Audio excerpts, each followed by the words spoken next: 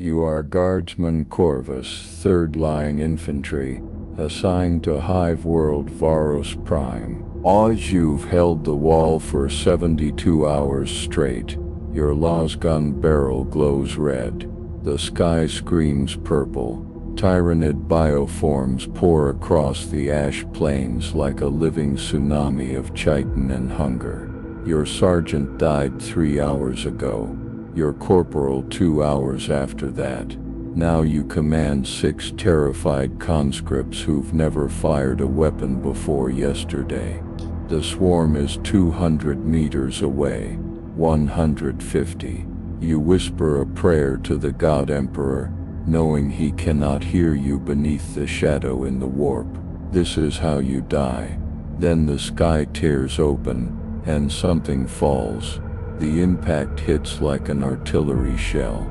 The shockwave knocks you flat against the trench wall, dirt exploding into your mouth.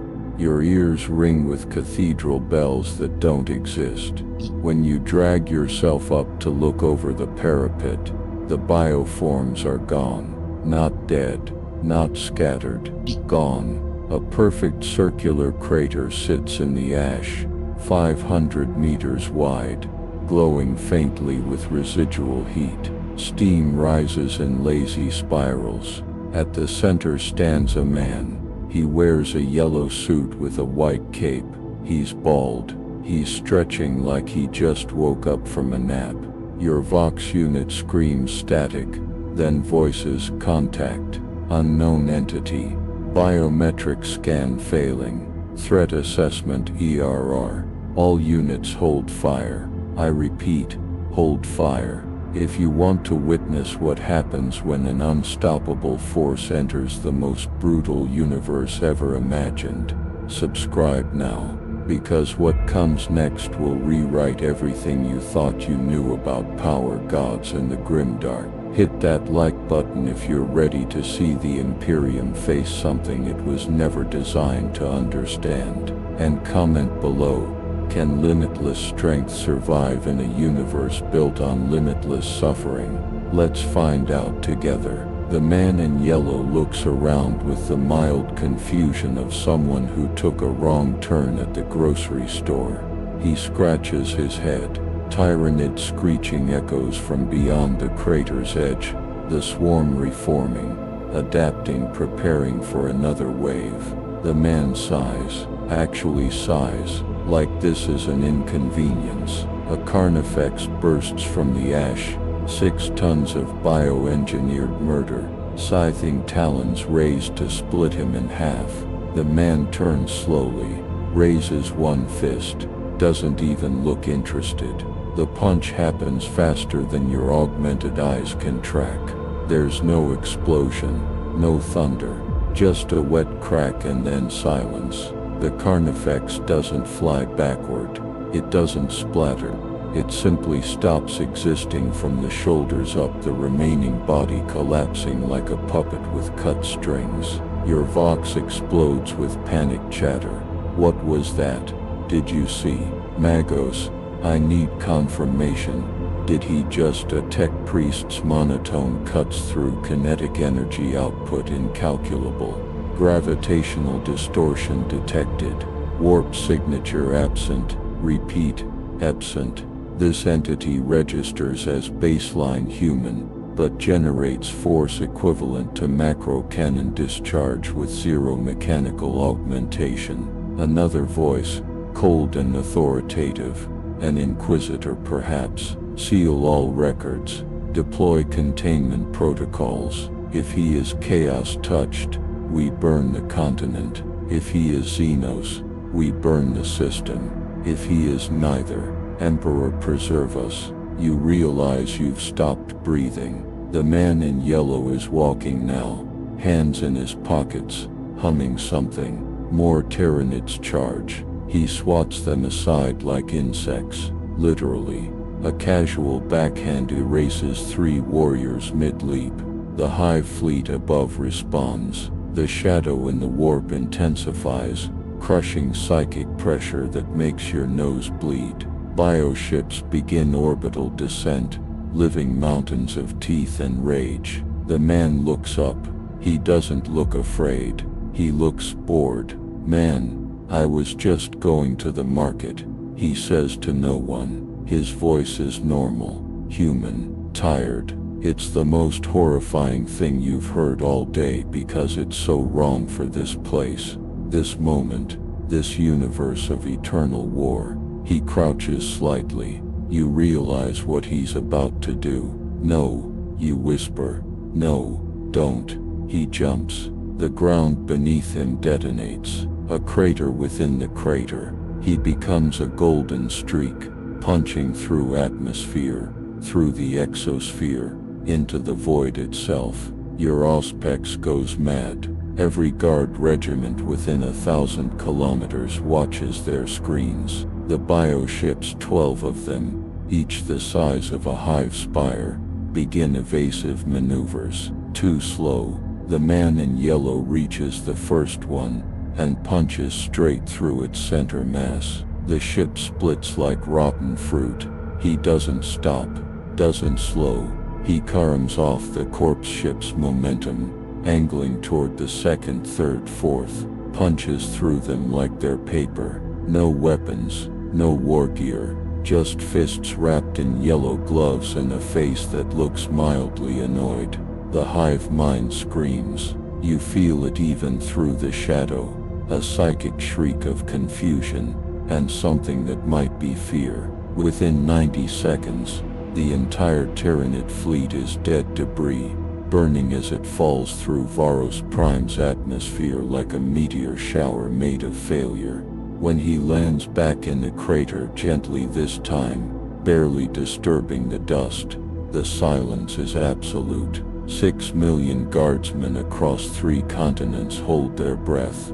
Commissars forget to shoot deserters.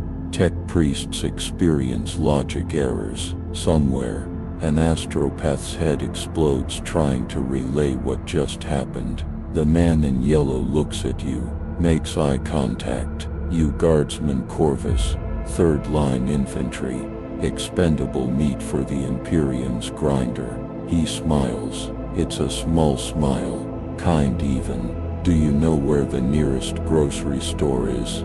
he asks. Your mouth opens, nothing comes out.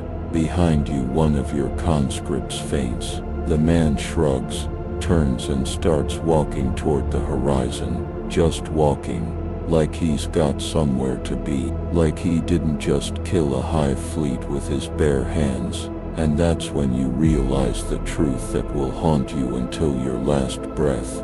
This man, this thing, this impossible anomaly, he doesn't belong here. The Imperium is built on suffering, on sacrifice, on the certainty that humanity survives only through endless oceans of blood. But he just smiled at you like your life mattered. In a galaxy where 1 trillion souls die unremembered every day, where hope is heresy and mercy is weakness, where even the Emperor himself is a rotting corpse sustained by 1,000 psychic sacrifices daily, this bald man in a yellow suit looked at you and saw a person, not a guardsman, not a serial number, a person. You fall to your knees, and for the first time in your life, you don't know if you're worshipping the Emperor, or something far more terrifying, something that doesn't need your worship, something that just wants to find a grocery store. The Inquisition arrives within 6 hours. You expected this. When something impossible happens in the Imperium, the Inquisition comes to decide if it's a miracle or a heresy requiring orbital bombardment. 3 black ships descend through the ash clouds, bearing the seal of the Ordo Xenos. Servo skulls swarm the battlefield like mechanical locusts, recording, scanning, analyzing every molecule of displaced Earth. Inquisitor Valdane himself steps from the lead ship, a man so augmented that more machine than flesh remains, his face a silver mask permanently fixed in judgment. He surveys the crater, the scattered Tyranid corpses dissolving into biological sludge, the perfectly circular impact zone where physics apparently took a vacation. His augmented eyes glow red as targeting systems you cannot comprehend run calculations. Finally, he speaks, his voice amplified through vox grills. "Bring me the witness, the one who saw it happen up close. They mean you." Arbitrators drag you from the trench line, your boots leaving furrows in the ash. Your squad watches in silence, already mourning you. Everyone knows what happens to witnesses of impossible things. Either you're possessed and must be purged, or you're blessed and must be sanctified, which often amounts to the same thing, death, but with more ceremony. They throw you at Valdane's feet. You don't dare look up. The Inquisitor's mechadendrites extend, dozens of them, tipped with surgical blades and data probes. "You will tell me everything," he says. Every word he spoke, every gesture, every deviation from baseline human behavior. If you lie, my servo cherub will know.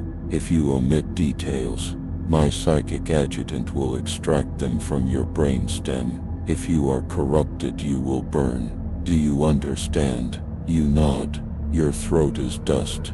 You tell him about the yellow suit, the casual punch, the grocery store question. Valdane listens without moving. When you finish, silence hangs heavy as a death shroud. Behind Valdane, a figure emerges from the second ship. You recognize the crimson robes immediately. Adeptus Mechanicus, but not standard priesthood. The symbol on his chassis is the seal of the dragon, the mark of those who study the Emperor's own works on Mars. Archmagos X09 approaches with the clicking gait of too many augmented legs, his biological components reduced to a brain in a jar, and perhaps 3% organic tissue preserved for the machine god's approval. His voice is binary, can't translate it through Vox speakers. Initial scan complete. Subject designation unknown. Genetic markers baseline human. Augmentation level 0 detected. Psychic resonance null. Chaos taint absent. Warp exposure negative. Physical capability assessment ERR. Logic engine failure. Rerunning simulation. The Archmagos pauses, his mechanical head tilting with servos whining. The entity destroyed 12 bio-titans with kinetic force equivalent to exterminatus-grade cyclonic torpedoes, generated zero waste heat, displayed no signs of exertion. This is thermodynamically impossible. He does not obey the Omnissiah's laws. He is an abomination or a god, possibly both. Valdane processes this information with the cold efficiency of centuries hunting the galaxy's horrors. Could he be a perpetual? The Emperor created such beings. X09's optical sensors flash. Negative. Perpetuals regenerate from death but obey standard physical laws while living. This entity exhibited force multiplication beyond any recorded perpetual by factors of 10 to the 9th power. Assessment: if the Emperor at his peak was a torch, this entity is a sun-consuming galaxies. The words hang in the air like heresy itself. No one compares anything to the Emperor favorably. It's death by default. But the Archmagus stated it as mathematical fact, and the machine cult does not blaspheme, it calculates. Valdane's augmented eyes narrow. Then we classify him as threat level Omega Maximus. All Imperial assets are authorized to engage with extreme prejudice. Prepare the... He stops. His vox crackles. A new voice, cold and infinitely ancient, cuts across all channels. Belay that order, Inquisitor. The third ship's assault ramp lowers and golden light spills across the battlefield. You know that light, Every human in the Imperium knows it from propaganda vids, from chapel murals, from the dreams of soldiers dying in trenches. Golden armor, red plumes, Auramite weapons that have ended civilizations. The Adeptus Custodes have arrived. The custodian walks with the measured pace of inevitability itself, each step perfect, each movement efficiency incarnate. He is 9 feet of the Emperor's finest work, a being for whom 100 Astortes were sacrificed in genetic trials to create just one success. His name, if he has one, is not spoken. Custodians do not introduce themselves to mortals. He stops before Valdane, and the Inquisitor, who has stared down Daemon princes without flinching, lowers his head in deference. The Captain General has received astropathic reports from 17 sectors. This entity has appeared in baseline historical records we are only now decrypting. He is not new. He has been here before across millennia, in forms our records cannot fully capture. We believe he is extra-universal, a breach in reality from a dimension with fundamentally different laws. The custodian's voice is not loud, but it carries the weight of absolute authority. The High Lords debate his nature. Some call him miracle. Some call him threat. We call him variable. The Emperor, in his infinite wisdom bound to the Golden Throne, has not issued directive regarding this anomaly. Therefore we observe. We do not engage. We do not provoke. We study. If he proves hostile to the Imperium, we will deploy the full weight of Custodian Guard to neutralize him. If he proves useful, we will attempt diplomatic integration. Until then, Inquisitor Valdane, you will monitor his movements. You will not antagonize him. You will not attack him. You will document his actions and report them directly to Terra. Valdane nods, though you can see his mechadendrites twitching with barely suppressed protocol instinct to purge the unknown. The custodian turns to leave, then pauses. One more thing. The entity asked about a grocery store, correct? You find your voice somehow. Yes, Lord. He seemed confused about his location. The custodian's helmet turns toward you, eyeless and expressionless, yet somehow you feel seen in a way that makes your soul ache. He does not know where he is.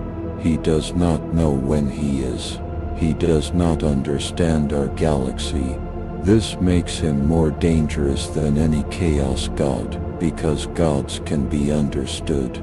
They have wants, hierarchies, rules.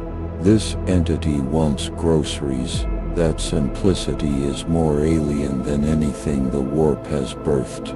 He gestures, and a servo skull projects a hololith, the man in yellow, walking across a desert. The footage is from a spy satellite, grainy but clear. He's just walking, no destination, no urgency. Occasionally he stops to look at rocks or watch dust devils spin across the sand. He looks lonely. The custodian continues. He is not searching for conquest. He is not building armies. He is not corrupting worlds. He is looking for something familiar in a universe that has no frame of reference for what familiar means to him. This is not a warrior we face. This is something far worse. This is an innocent, the word innocent in reference to a being who can punch through bioships makes your brain hurt. But the custodian is right in a way that's more terrifying than any daemon. Warriors you can fight, conquerors you can resist, tyrants you can rebel against, but an innocent, An innocent walking through the grim dark with eyes that see horror and register only confusion. The Imperium is not built for innocence. It grinds innocence into protein paste and feeds it to hive workers. It burns innocence on pyres and calls it necessary sacrifice. The God Emperor himself sacrificed his own innocence 10,000 years ago to save humanity. And now, wandering somewhere on Varos Prime, is a man who doesn't understand that innocence here is the fastest path to corruption or death. The custodian boards his ship. Valdane begins issuing orders to his agents. Ixral 9 interfaces with orbital data gen to track the anomaly's trajectory. You stand in the crater, still shaking, and realize they've forgotten about you completely. You're dismissed. Irrelevant. Just another guardsman who happened to witness the impossible and survived. You return to your trench, where your squad greets you with the quiet reverence reserved for the dead who still walk. That night you cannot sleep. You keep replaying the moment he looked at you, that smile. In a galaxy where space marines feel nothing but duty, where inquisitors feel nothing but suspicion, where even saints feel nothing but martyrdom's cold embrace, this man felt casual kindness. You've seen men smile before. Your sergeant smiled when he earned a commendation. Your father smiled when you were born according to your mother's stories. But those smiles were earned, transactional, part of the Imperium's great machine of service and sacrifice. His smile was free, given for nothing, expected nothing in return. It didn't fit the economy of suffering that powers your entire civilization. And that's why you can't sleep. Because somewhere in the back of your mind, beneath decades of propaganda and conditioning, a small voice whispers a question that will get you executed if you ever speak it aloud. What if everything the Imperium taught you about strength, about power, about what it takes to survive in this galaxy, what if all of it is wrong? 3,000 kilometers away, Saitama walks through the ruins of Hive Secundus.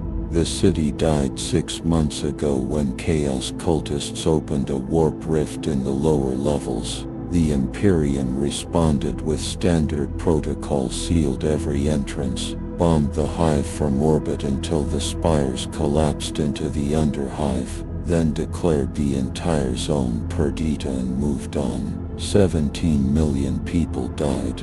Their bodies still rot in the twisted metal canyons below. Saitama doesn't know this history. He just sees buildings and figures they might have stores. He walks down what used to be a main thoroughfare, now a canyon of shattered rockcrete and rusted rebar. His cape flutters in the chemical wind. Somewhere in the ruins things are watching him. Things that crawled up from the rift before it closed. Things that wear human skin like uncomfortable clothing. They can smell his presence. They can taste his soul signature on the stale air. Or rather they can't. And that wrongness draws them like flies to avoid. A plague bearer manifests from a pile of corpses. Its body a weeping mass of sores and broken geometry. It was once human, once a man named Tarek who prayed to the wrong god in a moment of desperation.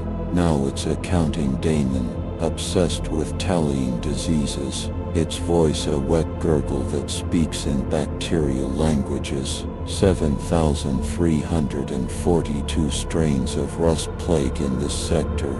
It croaks, dragging itself towards Saitama on arms that bend too many times. You will be 7,343. The daemon reaches out with fingers that drip with contagion. Each drop hissing as it eats through metal and stone. Saitama stops walking, looks at it. The plague bearer freezes, not out of fear.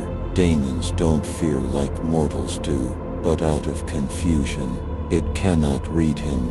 Where there should be terror, there's mild annoyance. Where there should be corruption vectors, there's nothing to infect. The daemon's rotted brain struggles with the impossibility of a human who registers as blank space in Nurgle's garden. Saitama sighs. Look, I'm not really in the mood. I've had a weird day. He swats the daemon like you'd swat a mosquito. His hand passes through the plate bearer's torso. There's no explosion, no holy light, no sanctified fire. Just the simple physics of overwhelming force meeting demonic flesh, and physics winning. The plate bearer doesn't scream. It doesn't dissipate back to the warp. It just stops being coherent, its form collapsing into a puddle of ectoplasm that reality quickly forgets. The other daemons watching from the shadows experience something unprecedented doubt. Not the doubt that feeds sachems, the doubt of schemes within schemes, but simple fundamental doubt about the nature of prey and predator. This human just erased one of Nurgle's chosen. With the same energy most people use to brush away a fly, they retreat deeper into the ruins, whispering in languages that predate human speech, telling each other to wait, to watch, to report this anomaly to greater powers. Saitama continues walking, completely unaware he just caused a minor crisis in the warp. He's thinking about eggs. He had a good sale on eggs back home 2 days before he somehow ended up here. Or was it 2 days? Time feels weird. The sky is always the same shade of polluted orange. No day-night cycle he can detect. No familiar constellations. Just smog and industrial smoke and the occasional scream echoing from somewhere distant. He passes a propaganda mural, 30 meters tall, the God Emperor rendered in chip paint and rust stains, his eyes judging all who walk beneath. Saitama studies it for a moment. Intense guy, he mutters. The mural doesn't respond, but somewhere on Terra, a sister of battle wakes from a vision of a bald prophet standing before the Emperor's image with hands in his pockets, and she weeps without knowing why. Saitama walks on. He's starting to realize this isn't Earth. The architecture is too gothic, too excessive, too deliberately cruel in its grandeur. Everything is built to make humans feel small, insignificant, expendable. He doesn't like it. He finds what might have been a market square once. Stalls rot in rows, their goods long since looted or decayed. Skeletons still sit in vendor positions, dead hands clutching dead merchandise, probably shot by enforcers for the crime of hoarding during the evacuation that never came. Saitama walks between them with growing unease. Not fear. He doesn't really do fear anymore, but something else. A heavy feeling in his chest that he hasn't felt in years. Not since he became too strong for the world to threaten him. It's the feeling of witnessing suffering he can't punch away. He can't punch poverty, can't punch systemic oppression, can't punch casual cruelty baked into every stone of this civilization. He looks at a small skeleton, child-sized, still clutching a stuffed animal that's mostly decomposed. Something in his expression shifts. The perpetual boredom that defines his existence cracks just slightly. What kind of place is this? He asks the empty air. The empty air doesn't answer, but the question echoes through the ruins like a prayer to a god who doesn't exist. Unknown to Saitama, his words are being recorded. Inquisitor Valdane's spy servitors hover in the ruins' upper levels, their augmented audio receptors capturing every syllable. Back in his mobile command fortress, Valdane reviews the footage with Archmagos X09. They watch the plate bearer encounter on repeat. They watch the way Saitama's punch didn't invoke the warp or channel psychic energy. It just moved air. And the air moved Daemon, and the Daemon ceased. Explain this, Valdane demands. Ixeril 9's mechanical tentacles twitch with agitation. I cannot. My logic engines propose 17,000 theories. All violate established laws.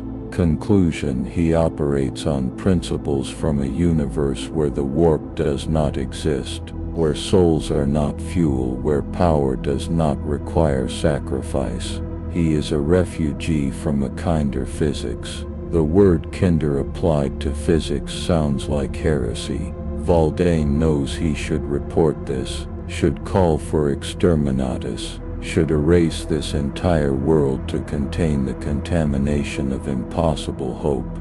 But he doesn't. He watches the footage of Saitama staring at the child's skeleton, and something in the Inquisitor's heavily augmented heart remembers being human. Meanwhile, others have taken notice. In the Eye of Terror, in the warp space where reality bleeds and demons play games with mortal suffering, something stirs. Sinchage, the architect of fate, peers through 10,000 kaleidoscope eyes at this new variable. He sees the threads of possibility that surround Saitama, but they don't weave like normal threads. They don't split and branch with choice and consequence. They just continue, straight and unbroken, as if the future already decided that Saitama does what he wants and reality adjusts. This shouldn't be possible. The great schemer prides himself on seeing all paths,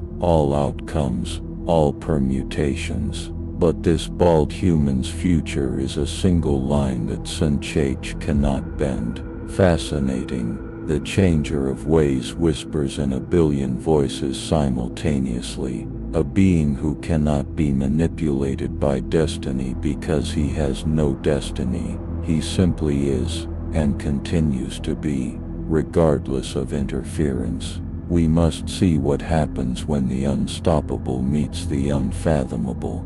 Plans within plans begin to form, but for the first time in eternities, Sinchage isn't certain they'll work. Back in the ruins, Saitama finds stairs leading down. He's hoping for a basement level, maybe some preserved food storage. The Imperium didn't exactly leave a map. He descends into darkness, his footsteps echoing in the silence. The air grows colder, damper. The walls are covered in scratch marks, thousands of them overlapping patterns of desperation. He realizes people tried to claw their way out of something down here, tried and failed. At the bottom of the stairs he finds a door. It's massive, reinforced plasteel, designed to withstand artillery use. Someone welded it shut from the outside.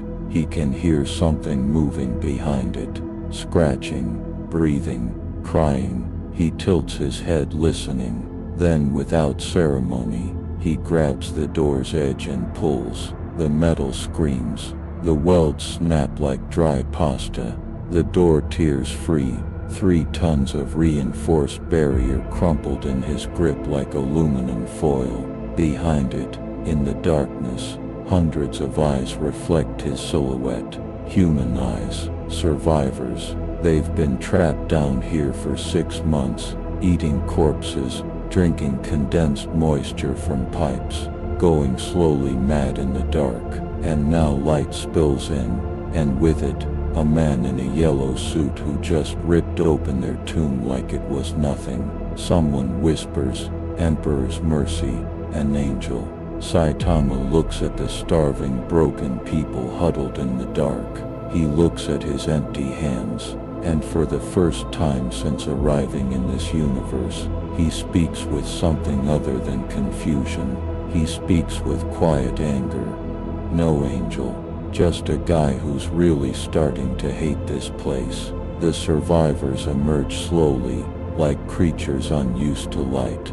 There are 243 of them by Saitama's count, though he's not great at estimating crowds. Mostly hive workers, some merchants, a few children clinging to adults who might not even be their parents anymore. They're skeletal, their skin pale as parchment, their eyes too large and sunken faces. Some can barely walk, others crawl.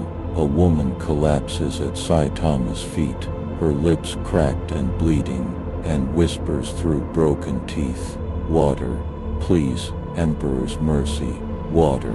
Saitama doesn't have water, doesn't have food, doesn't have medical supplies or transportation, or any of the things these people desperately need. What he has is strength, and for the first time in years, he's confronting the limitations of that strength.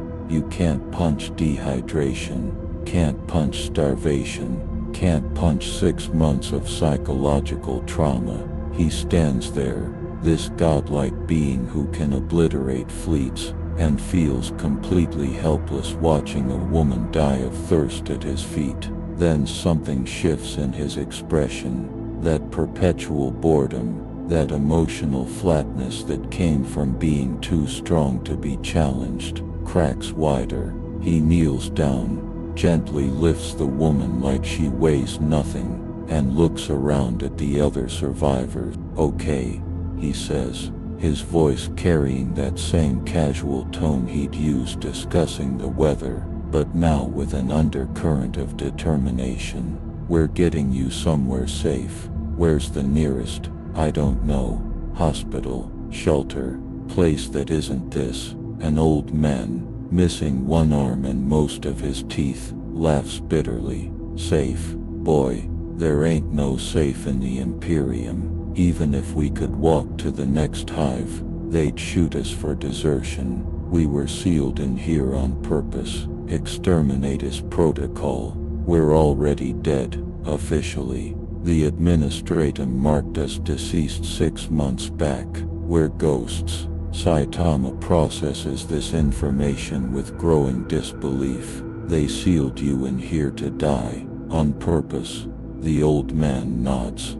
"Standard procedure when chaos breaches a hive. Can't risk contamination. Easier to sacrifice one level than risk losing the whole city. Emperor protects, they say. Just not us." Saitama stands slowly, the woman still cradled in his arms. His face is unreadable, but something in the air changes. The temperature drops slightly.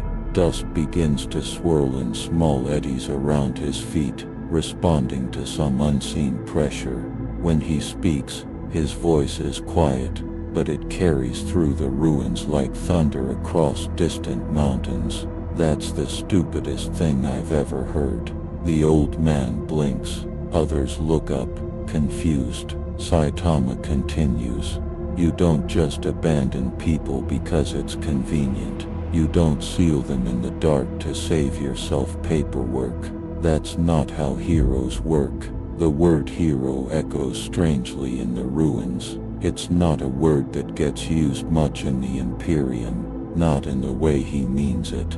There are saints, martyrs, warriors, servants, but heroes imply hope, and hope is dangerous. The old man shakes his head slowly. "This ain't that kind of universe, boy. Heroes don't exist here. Just survivors and corpses." Saitama looks at him directly, and despite everything, despite the horror and the suffering and the absolute certainty of imperial doctrine, the old man sees something in those eyes that makes him want to believe in impossible things. Saitama smiles, that same small kind smile.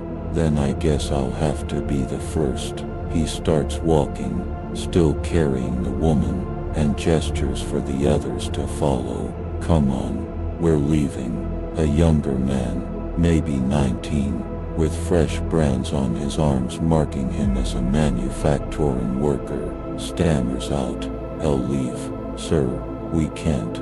There are patrols, Arbites." Servitors programmed to kill anyone leaving quarantine zones.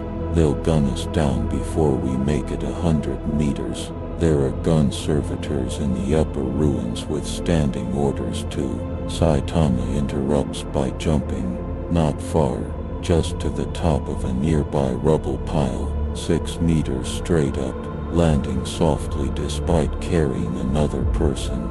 He turns back to the astonished survivors. Yeah, about that. The gun servitors aren't going to be a problem. Neither are the patrols. Neither is anything else. Just follow me. Stay close and try not to slow down too much. I've got you. He says it with such casual certainty, such complete confidence, that the survivors find themselves obeying.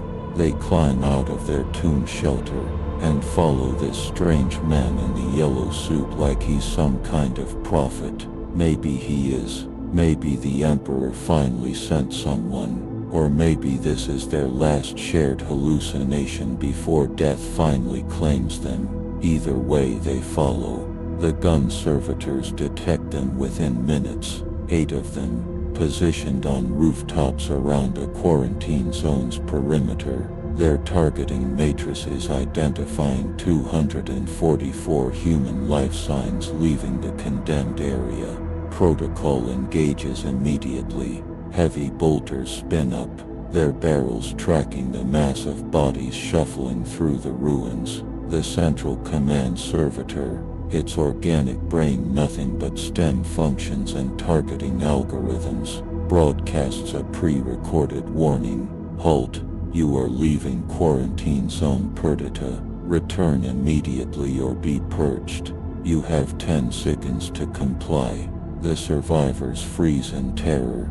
They know this sound. It's the sound that played when the Imperium sealed them in. The mechanical voice that condemned them without trial or mercy. Children start crying. Adults begin praying. Saitama just sighs, sets the woman down gently, and says, "Wait here." Then he's moving, not running, just walking very quickly, and somehow that's enough to cover 100 meters in 2 seconds. He reaches the first gun servitor as it opens fire. Bolts screaming past him, each one capable of tearing through ceramide armor. He doesn't dodge, doesn't weave, just walks through the gunfire like it's rain. A bolt catches his cape, tears a hole through it. He looks annoyed. "Hey, I like this cape." He reaches up, grabs the gun servitor's heavy bolter by the barrel, and pulls. The weapon tears free from its housing with a shriek of tortured metal. The servitor's brain registers error across all systems. Targets don't dismantle their weapons with bare hands. Saitama looks at the bolter, shrugs and throws it like a javelin. It flies 300 meters, punches through the second gun servitor, the third, and embeds itself in a wall behind them. Both servitors explode in showers of sparks and biological components. The remaining 5 servitors recalculate threat assessment, switching from unauthorized personnel to Omega-level threat, which is Mechanicus code for call literally everyone and pray to the Omnissiah. They all fire simultaneously, a storm of bolter rounds that could shred a Lehman Russ tank. Saitama walks through it, reaches each servitor in turn and systematically dismantles them, not with fury or violence, but with the methodical efficiency of someone removing broken appliances. Rip out the targeting system, tear off the weapon mounts, crumple the logic engines. Within 90 seconds, 8 gun servitors lie in pieces, their half-organic components sparking and twitching in the dust.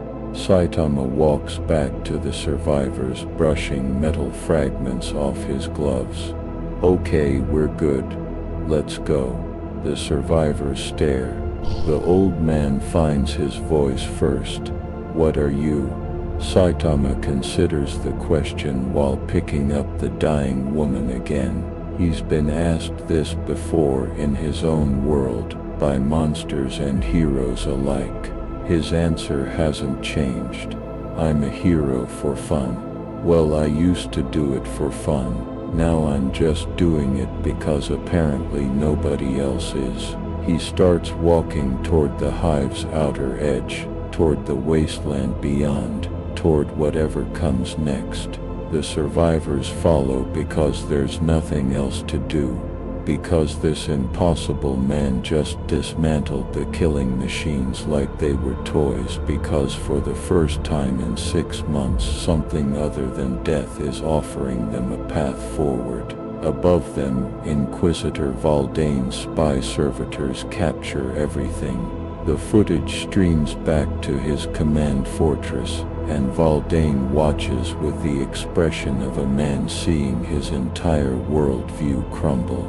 The Archmagos X09 stands beside him, optical sensors flickering. Assessment: he is not saving them for strategic advantage, not for information, not for recruitment. Analysis of body language and vocal patterns suggests genuine altruism. He risks imperial retribution to save 243 condemned souls for no logical reason. Valdane's augmented hands grip his command throne's armrest so hard the metal groans. Emperor, preserve us, he whispers. He actually cares. In that moment something shifts across multiple realities. In the warp, the Chaos Gods feel it. A ripple of something that shouldn't exist in their carefully cultivated garden of suffering. Genuine compassion without martyrdom complex. Genuine strength without corruption potential. Genuine hope without the taint of desperation. Khorne feels cheated. This warrior doesn't seek glory or violence, just walks through obstacles with the same energy as crossing a street. Sinch feels confused. Plans laid around this being keep producing nullo result in all probability matrices. Nurgle feels offended. This human cannot be made to despair, cannot be taught that entropy is inevitable. Just continues forward with that stupid, simple, unbearable optimism. And Slaanesh feels nothing, which is the worst feeling of all. This being experiences no excess, no sensation, no overwhelming emotion to feast upon. He is satisfaction incarnate, a creature who has reached the end of all desire and found it boring. The Chaos Gods begin to understand what Sinch already suspected. Saitama is not a threat because he's powerful. He's a threat because he doesn't fit into the emotional ecosystem that gives them power. He's an error in the code, and errors must be corrected or exploited. The great game shifts. New pieces move on the board, and Saitama, completely unaware of the cosmic attention he's attracted, just keeps walking toward the horizon with 243 broken people following the only light they've seen in half a year. You are Sister Marker V of the Order of the Bloody Rose, and you have been watching the anomaly for 72 hours without sleep. Your power armor's auto-injectors keep pumping stimulants into your bloodstream, keeping your augmented body alert even as your mind begs for rest. You kneel on a rooftop 3 kilometers from the quarantine zone, your bolter blessed and loaded, your faith sharp as the blade at your hip. The Inquisitor assigned you to observe and report, not engage, not judge, just watch. It goes against every fiber of your training. You are a sister of battle, a daughter of the Emperor's fury, trained to purge heresy wherever it festers. But you watch because the Inquisitor invoked Protocol Omega, which means this target could potentially require custodian intervention. So you watch through your helmet's augmented scope as the bald man in yellow leads the condemned through the wasteland, and you feel something you haven't felt since you were a child in the Scola Progenium. You feel doubt. The survivors are dying. You can see it even from this distance. 3 have already collapsed, their bodies finally surrendering to months of starvation and abuse. The man in yellow stops each time, checks their vitals with the clumsy care of someone who knows nothing about medicine but tries anyway. He can't save them. They die in his arms, whispering prayers to the Emperor, and you watch his expression through your scope's magnification. He looks frustrated, not angry, not grief-stricken, frustrated, like someone failing at a puzzle. When the third person dies, an elderly woman who lasted longer than her body had any right to, he stares at his hands for a full minute. You wonder what he's thinking. Your vox crackles. Inquisitor Valdane's voice cuts through. Report, sister. Has the anomaly displayed any signs of chaos corruption? You don't answer immediately. You're watching him dig graves, with his bare hands scooping out the hard-pan soil, working with the same casual efficiency he used to dismantle gun servitors. Sister Marker V, I require a status update. You find your voice. No corruption detected. Lord Inquisitor. He is burying the dead. There's a long pause on the vox. When Valdane speaks again, his voice carries an edge you've never heard from him before. Uncertainty. Burying them, not leaving them, not explain his actions, sister. You watch through the scope as Saitama places the bodies in shallow graves, arranges them with dignity, piles rocks on top to keep scavengers away.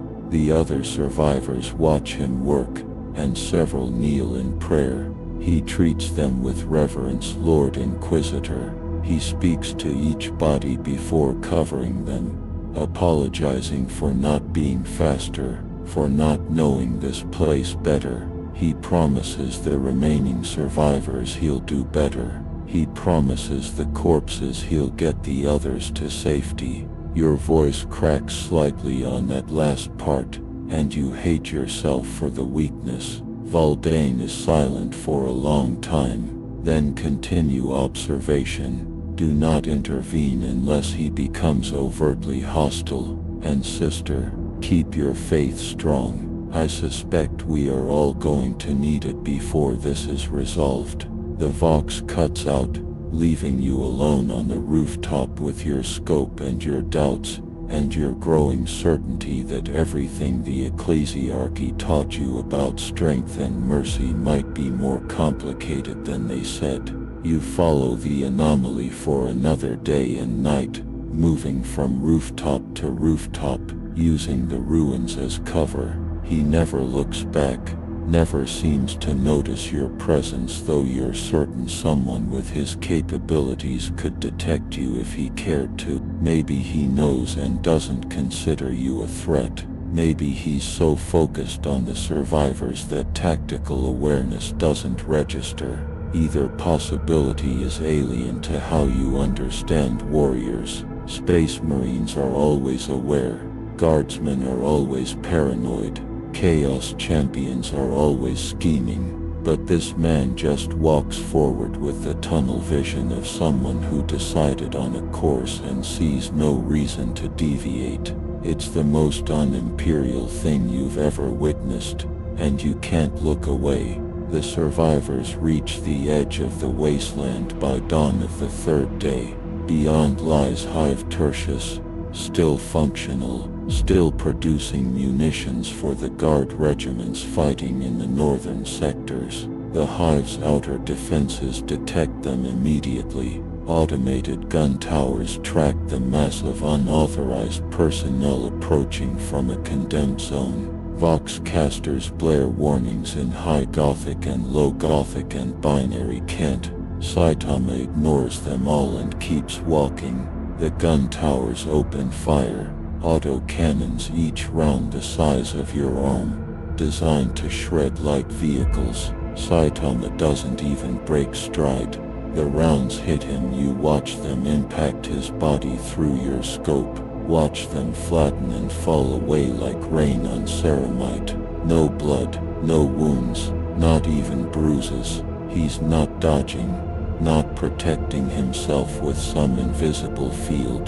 The rounds just don't hurt him. Your scope tracks him as he reaches the first gun tower, reaches up and tears it from its foundation like uprooting a weed. The entire structure, 30 tons of reinforced rockcrete and weapon systems, crumples in his grip.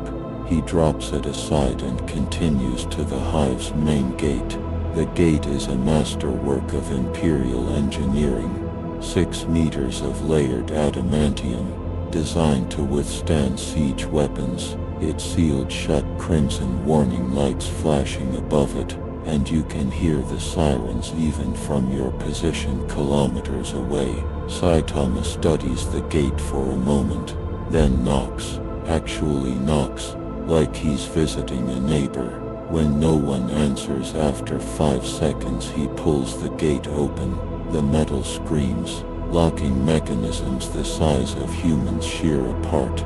The gate, which hasn't been opened manually since its installation 300 years ago, swings wide. Saitama gestures the survivors through like a doorman. That's when the Space Marines arrive. You see them first, your helmet's auspex pinging, multiple power armor signatures descending from above. The Astral Claws, a third founding chapter, 5 warriors in blue and bronze ceramite, each one a legendary fighter with centuries of combat experience. They land in a circle around Saitama with the practiced precision of warriors who've executed this maneuver 10,000 times. Their bolters are raised but not firing. They're under orders to assess first, kill second.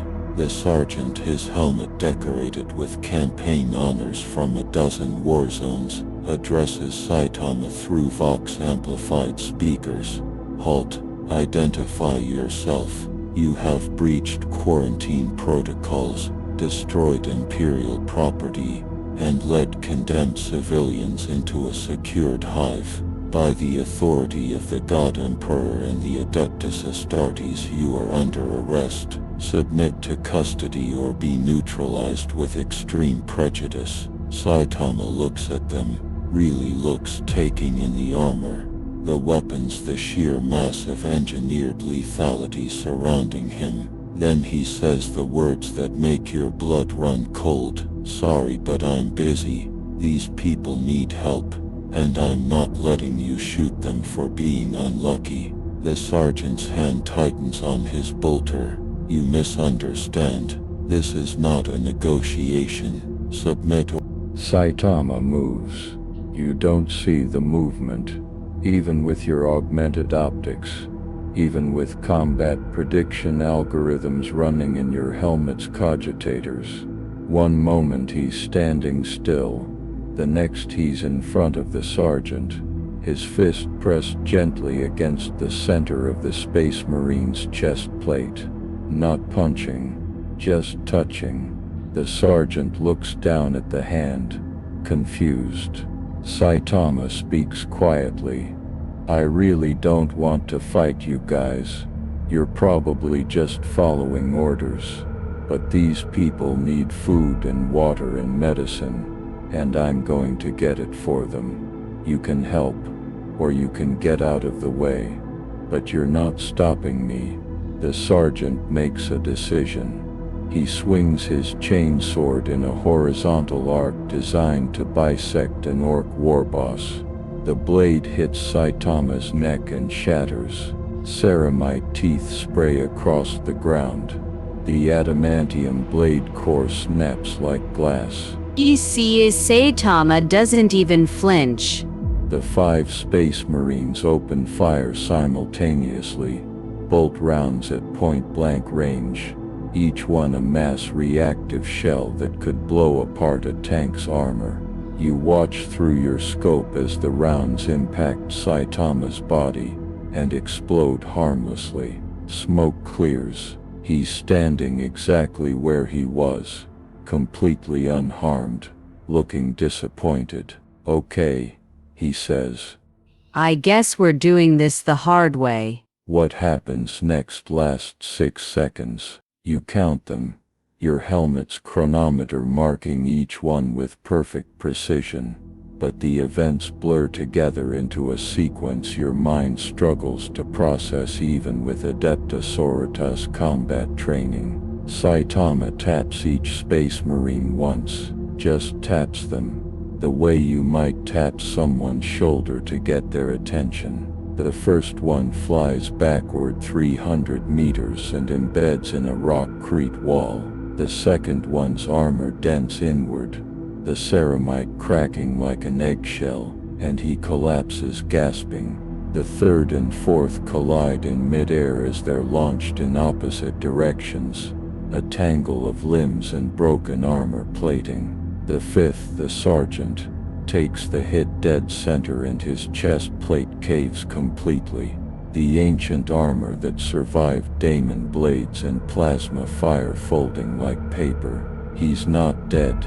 You can see him moving, struggling to breathe with cracked ribs and collapsed lung, but he's finished. 5 Space Marines, legendary warriors Who've killed Xeno's horrors beyond counting.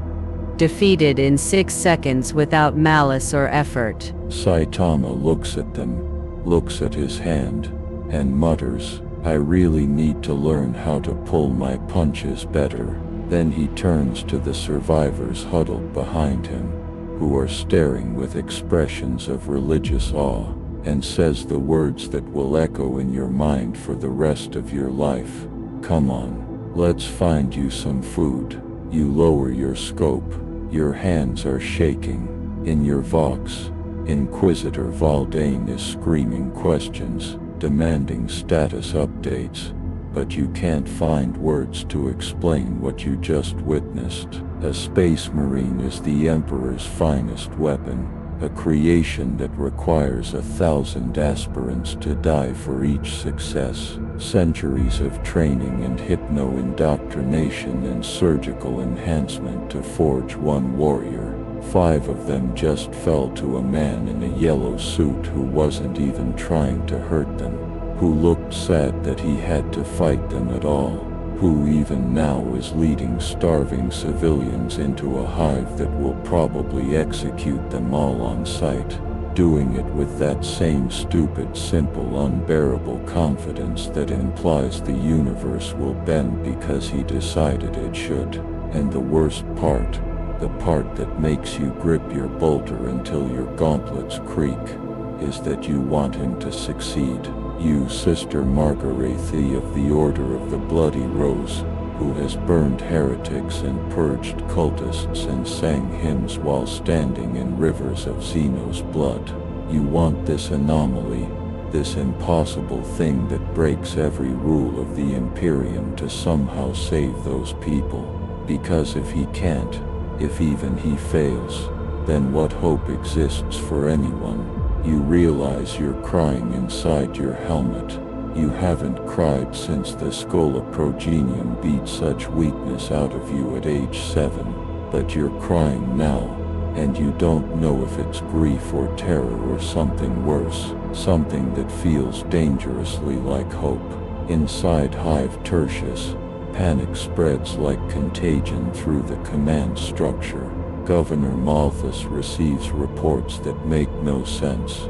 The outer gate torn open, Space Marines defeated, an unknown entity leading condemned civilians into his hive. He's a weak man elevated to power through family connections and bribes, a man who survives by following protocol exactly and never questioning orders from above. This situation has no protocol. He does what weak men always do when facing the unknown. He calls for bigger guns. Within 20 minutes the Hive's entire PDF garrison mobilizes. 5,000 soldiers, 300 sentinel walkers, 24 Lehman Russ battle tanks.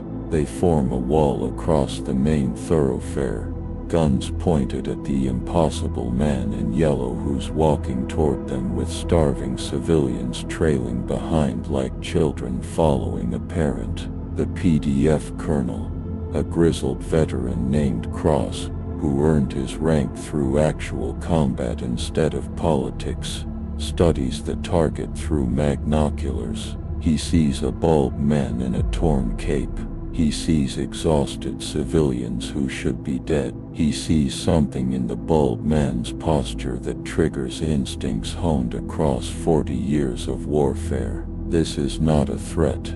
This is a disaster waiting to happen. Cross activates his Vox horn voice amplified across the boulevard. Unknown combatant, halt immediately. Identify yourself and state your purpose. You have violated Imperial law by breaching quarantine. Those civilians are condemned by order of the Administratum. Surrender them for processing and you will be detained for questioning rather than executed. You have 30 seconds to comply. Saitama stops walking, looks at the wall of guns and tanks and soldiers. Thousands of weapons aimed at him and the people he's protecting. The survivors behind him huddle closer, children crying, adults praying. He scratches his head, that gesture of mild confusion he does when faced with bureaucracy he doesn't understand. Then he cups his hands around his mouth and shouts back, his voice carrying clearly despite no augmentation. These people need food and water and doctors. They've been trapped for 6 months. I'm not surrendering them to get shot. I'm asking nicely, can you help them? If not, get out of the way.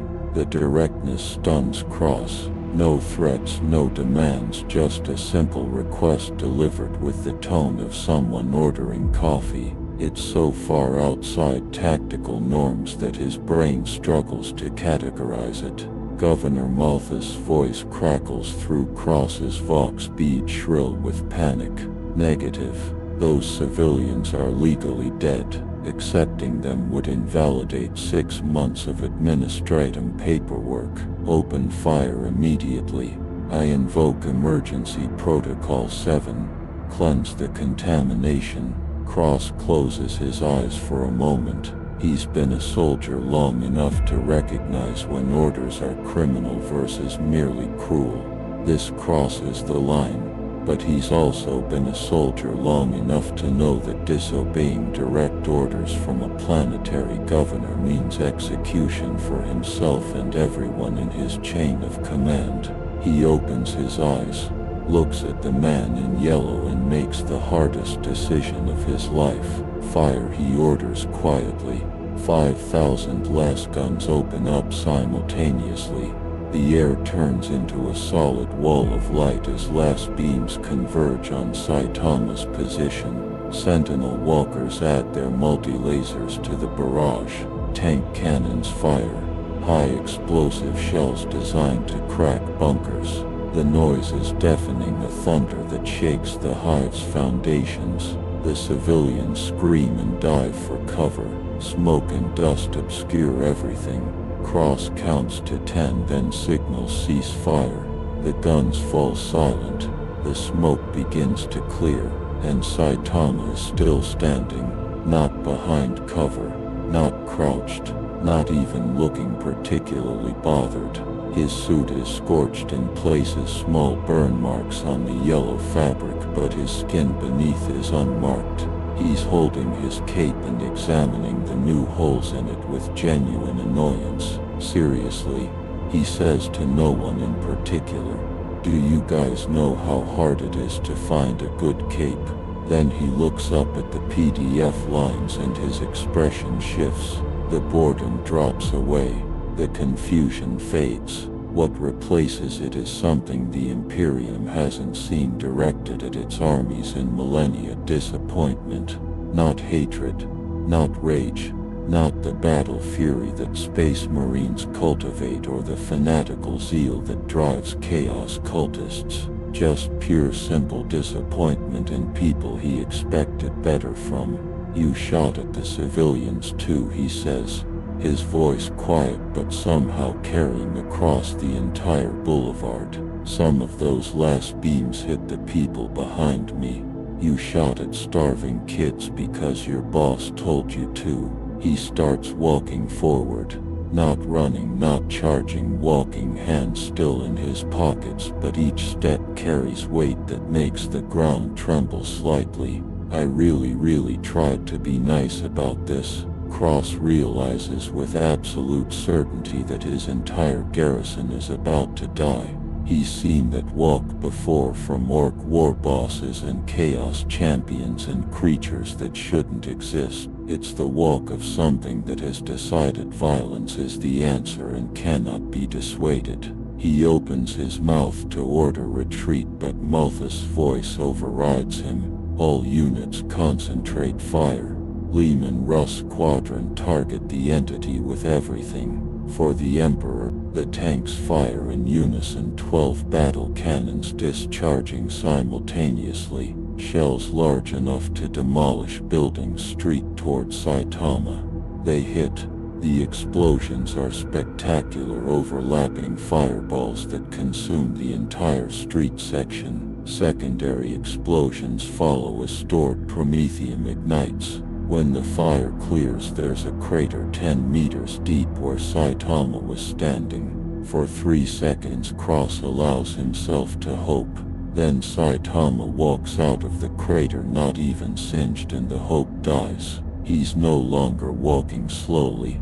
He's moving with purpose now, crossing the distance between himself and the first Lehman Russ in less than a second. He doesn't punch it. He just pushes, palm flat against the tank's frontal armor. The 60-ton war machine slides backward like a toy, treads screaming, gouging furrows in the rockcrete until it hits the building behind it and stops with a crash of crumpling metal. The PDF breaks. Not all at once, not obviously, but Cross can see it in how soldiers start glancing at escape routes. How trigger discipline wavers, how the VoxNet fills with panic chatter. He doesn't blame them.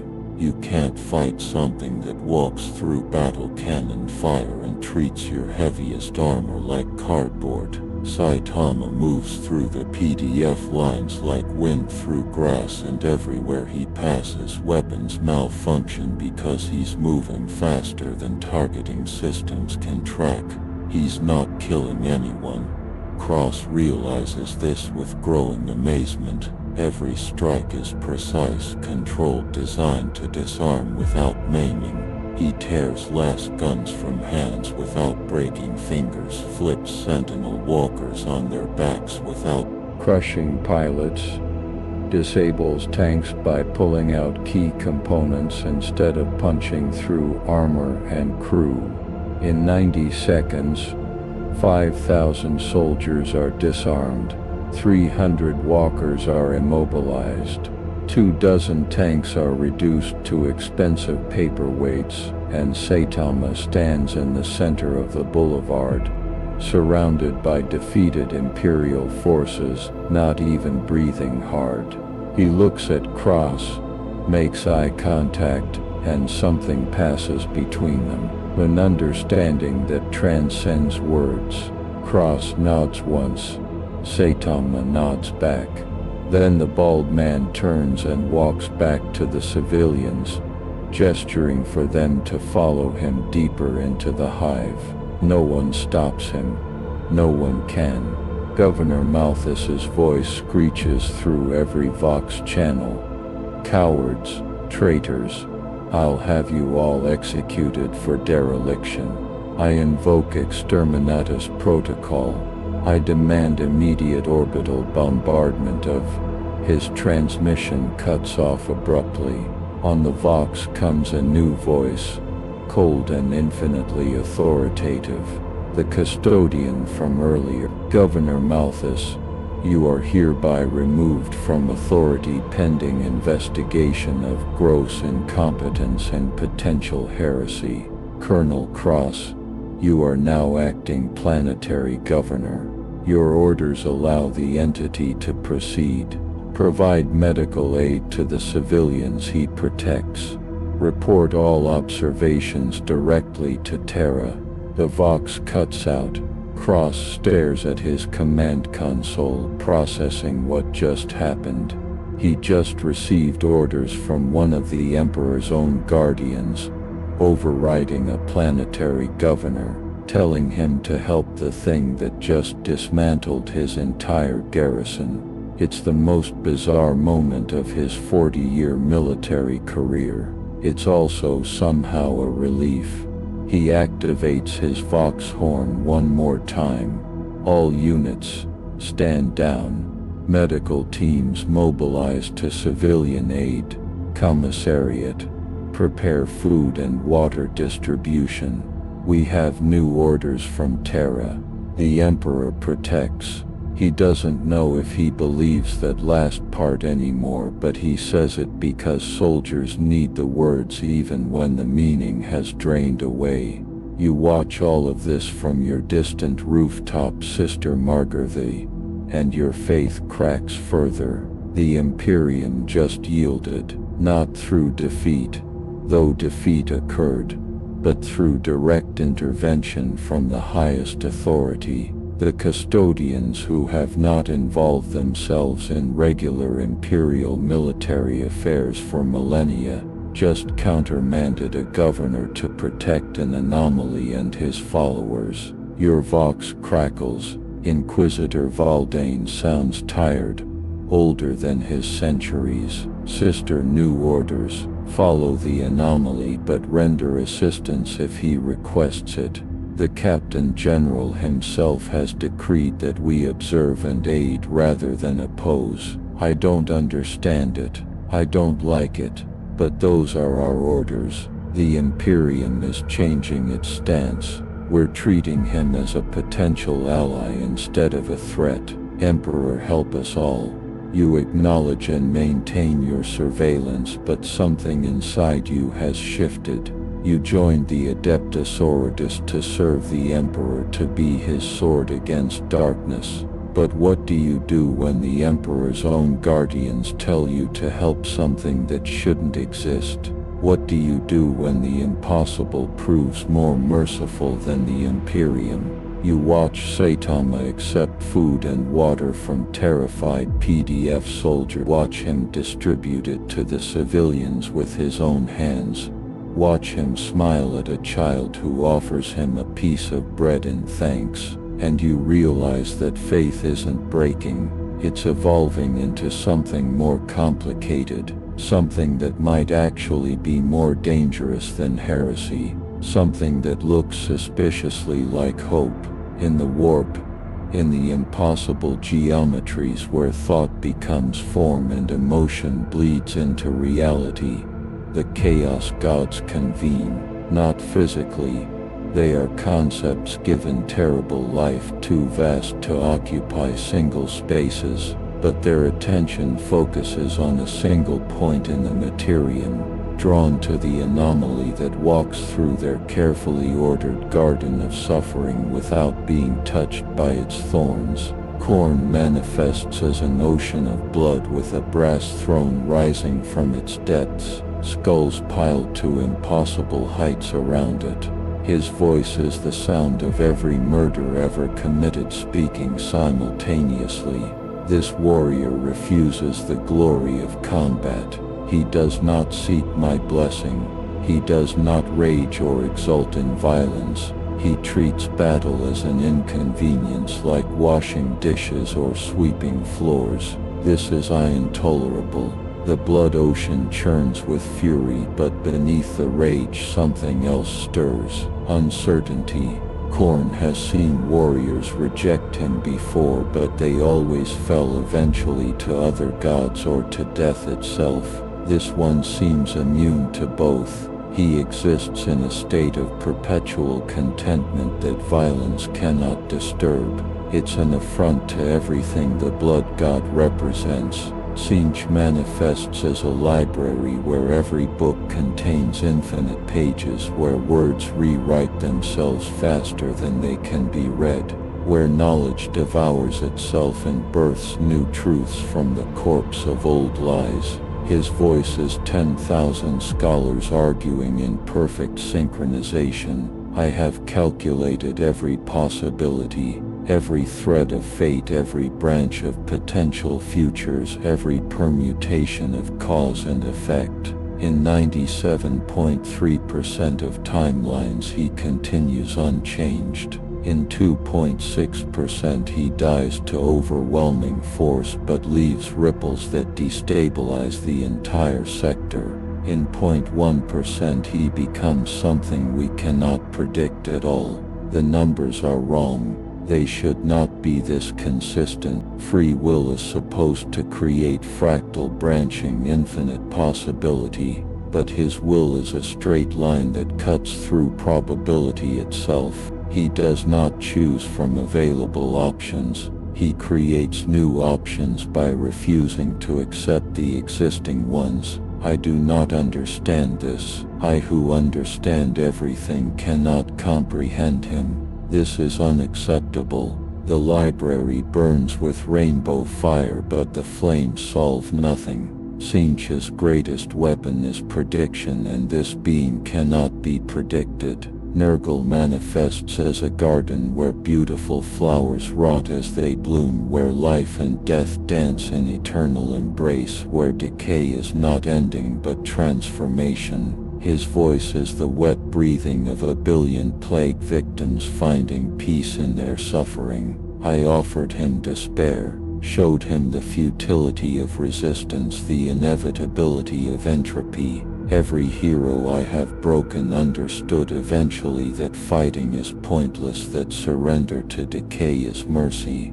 But this one, he looked at my plague bearer and saw an insect. Not a philosophical challenge, not a test of faith, an insect to be swatted away. He does not fear death because he does not believe in it, not through faith or delusion but through absolute certainty born from lived experience. He has faced endings before and found them boring. How do you corrupt a being who has transcended the fear that gives corruption power? The garden weeps pus and honey, beautiful and disgusting in equal measure, but the weeping changes nothing. Nurgle's gift is making mortals accept that suffering is natural. This being rejects the premise entirely with casual indifference. Slaanesh manifests as a palace of mirrors where every reflection shows a different desire, where sensation builds upon sensation until perception itself becomes pleasure and pain intertwined.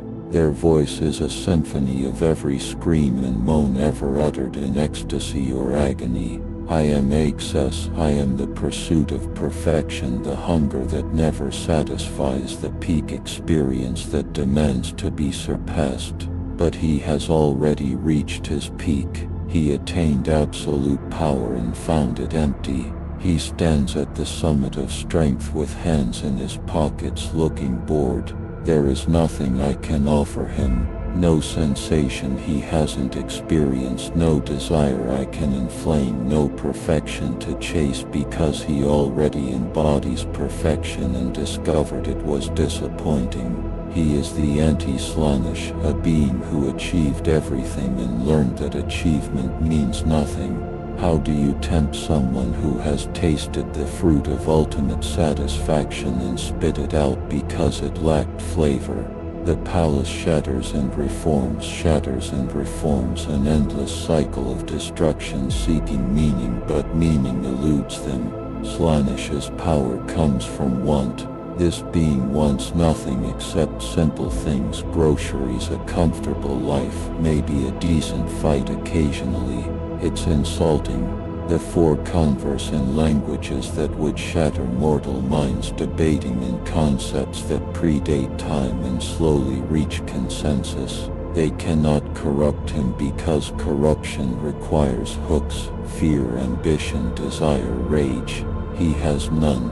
They cannot kill him because physical laws seem negotiable in his presence. They cannot ignore him because his very existence is changing how mortals view power and hope. The solution becomes obvious, terrible in its simplicity. We do not corrupt the anomaly. Sinchis concludes with the satisfied tone of a puzzle finally solved. We corrupt everything around him. We show him that his strength saves no one because the galaxy itself is the trap.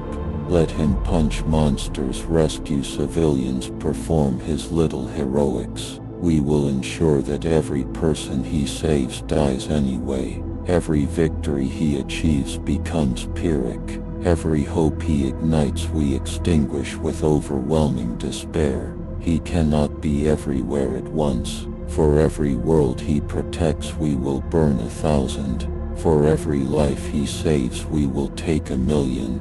We will make him watch as the Imperium collapses despite his strength. And then when he is drowning in futility, when he finally understands that power without purpose is just noise, then he will break, or he will leave. Either outcome serves us. The Chaos Gods set their plan in motion with the coordination that only entities sharing a single goal can achieve. Across the galaxy, warp storms intensify. Daemon incursions increase in frequency. Chaos cults receive visions urging them to strike harder, faster in locations far from where Saitama can respond. The Great Game adjusts its rules around this new piece on the board. If he cannot be taken directly, then the board itself will be turned against him. Meanwhile, 3 systems away from Varos Prime, a Black Crusade begins early. War Master Abaddon receives a vision from all 4 gods simultaneously, a rare occurrence that speaks to cosmic importance. The vision shows him a bald man in yellow, and the message is clear: this one is not for you to fight. Let him tire himself saving the Imperium while we ensure there is no Imperium left to save. He is a hero. Heroes need people to save. We will make sure he runs out of people. Abaddon, who understands grand strategy better than most Lords of Chaos, smiles behind his helm. He orders his fleets to attack worlds on the opposite side of the sector from Saitama's current location. Let the anomaly chase shadows. Let him punch daemons while the real war burns elsewhere. Back on Varos Prime, Saitama knows none of this. He's helping distribute food to the survivors, making sure children eat first, chatting with a PDF medic about the weird medical equipment They use. The medic, a young woman named Karis, explains the Imperium's healthcare system with the apologetic tone of someone describing something embarrassing. So we mostly just shoot people if they're too injured to work. Medicine is for those who can be returned to productive service. The God Emperor provides for those who serve. The rest, she trails off, unable to meet his eyes.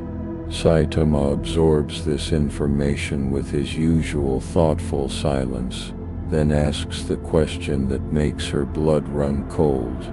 What about people who are born sick? Or old people? What happens to them?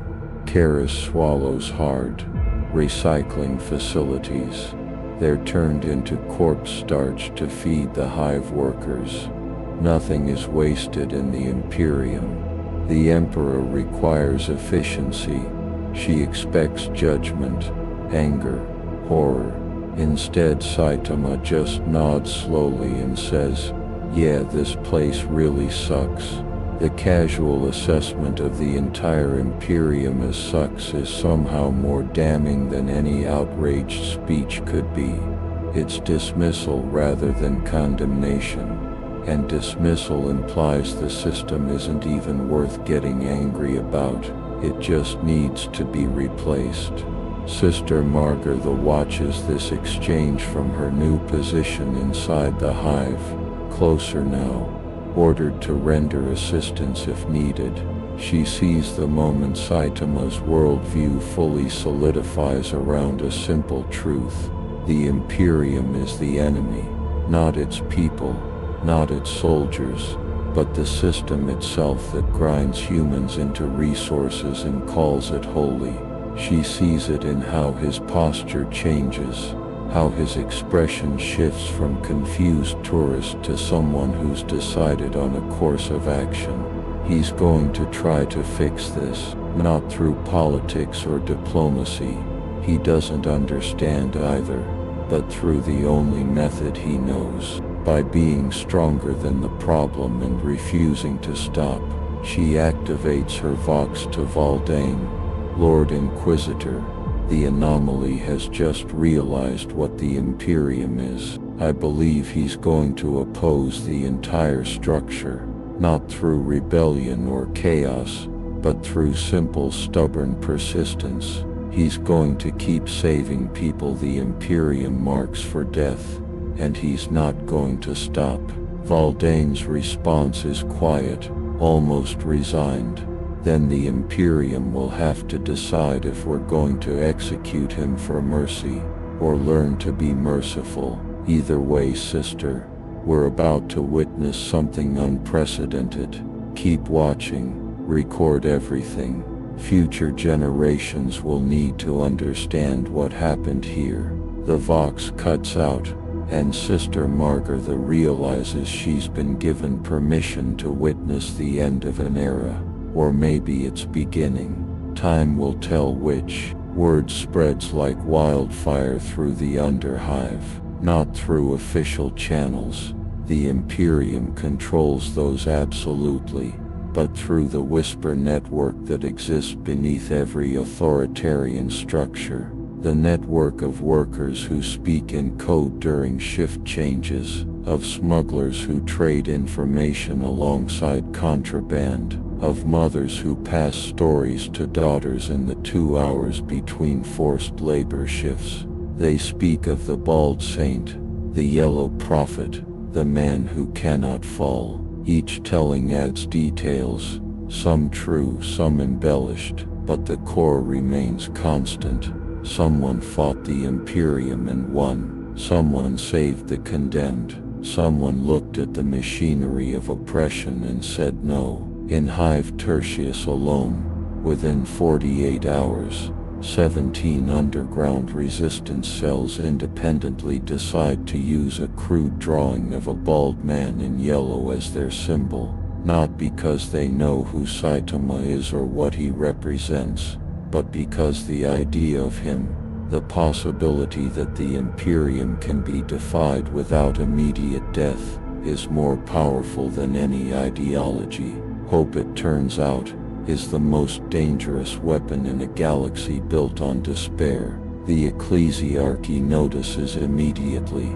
Cardinal Voss, the highest religious authority on Varus Prime, receives reports from his missionary network about unauthorized iconography spreading through the lower hives. He reviews sketches confiscated from workers, crude charcoal drawings of a bald figure with a cape, sometimes standing before the Emperor's symbol, sometimes standing alone. The symbolism concerns him more than outright heresy would. Heretics worship chaos, which the Imperium knows how to fight.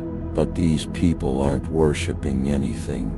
They're drawing a man who represents the possibility that you don't need gods or emperors to be saved. You just need someone strong enough to care and stubborn enough to act. Voss summons Sister Margarita to his cathedral, a Gothic monstrosity of stained glass and skulls that towers over the hive like a raised fist. When she arrives, still in full battle armor, he doesn't waste time with pleasantries. Tell me, sister, is this anomaly a saint or a heretic?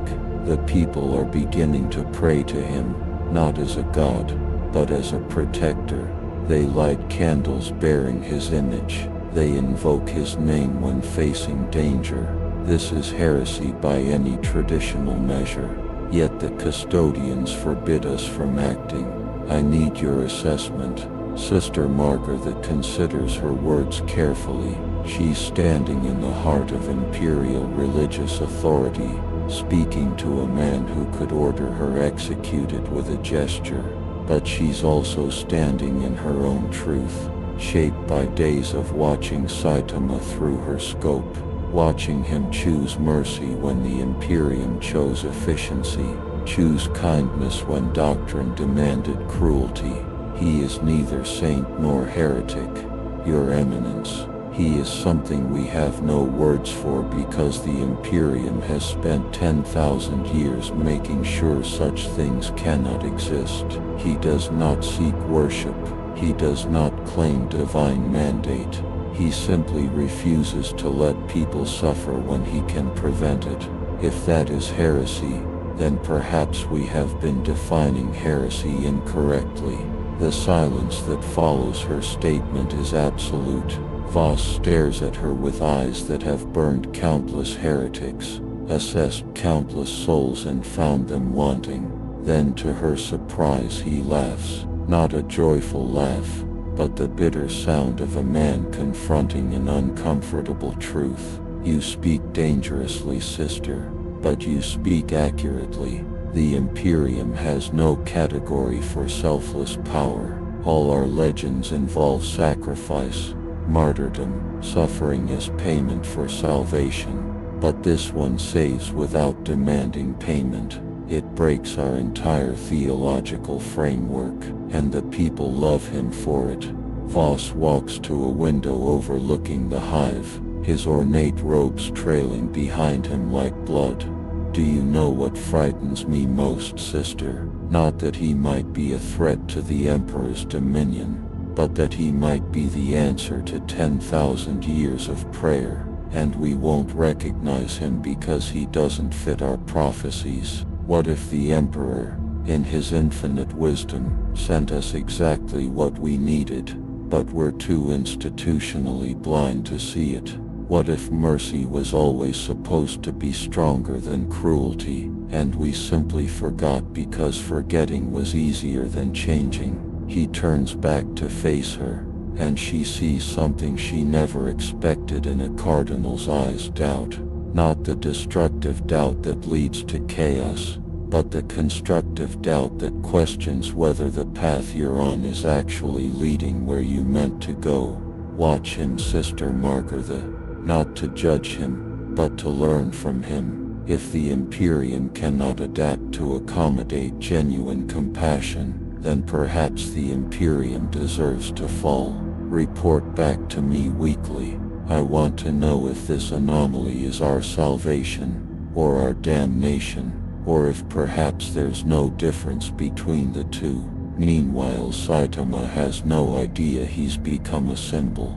He's sitting in a requisitioned warehouse that the PDF converted into a temporary shelter for the survivors, eating ration bars that taste like cardboard mixed with regret, and trying to figure out his next move. The survivors are being processed for reintegration, which seems to involve a lot of paperwork and medical examinations and loyalty tests. Several have already been flagged for additional screening, which the guards won't explain but which makes everyone nervous. Saitama watches a mother being separated from her daughter, both crying.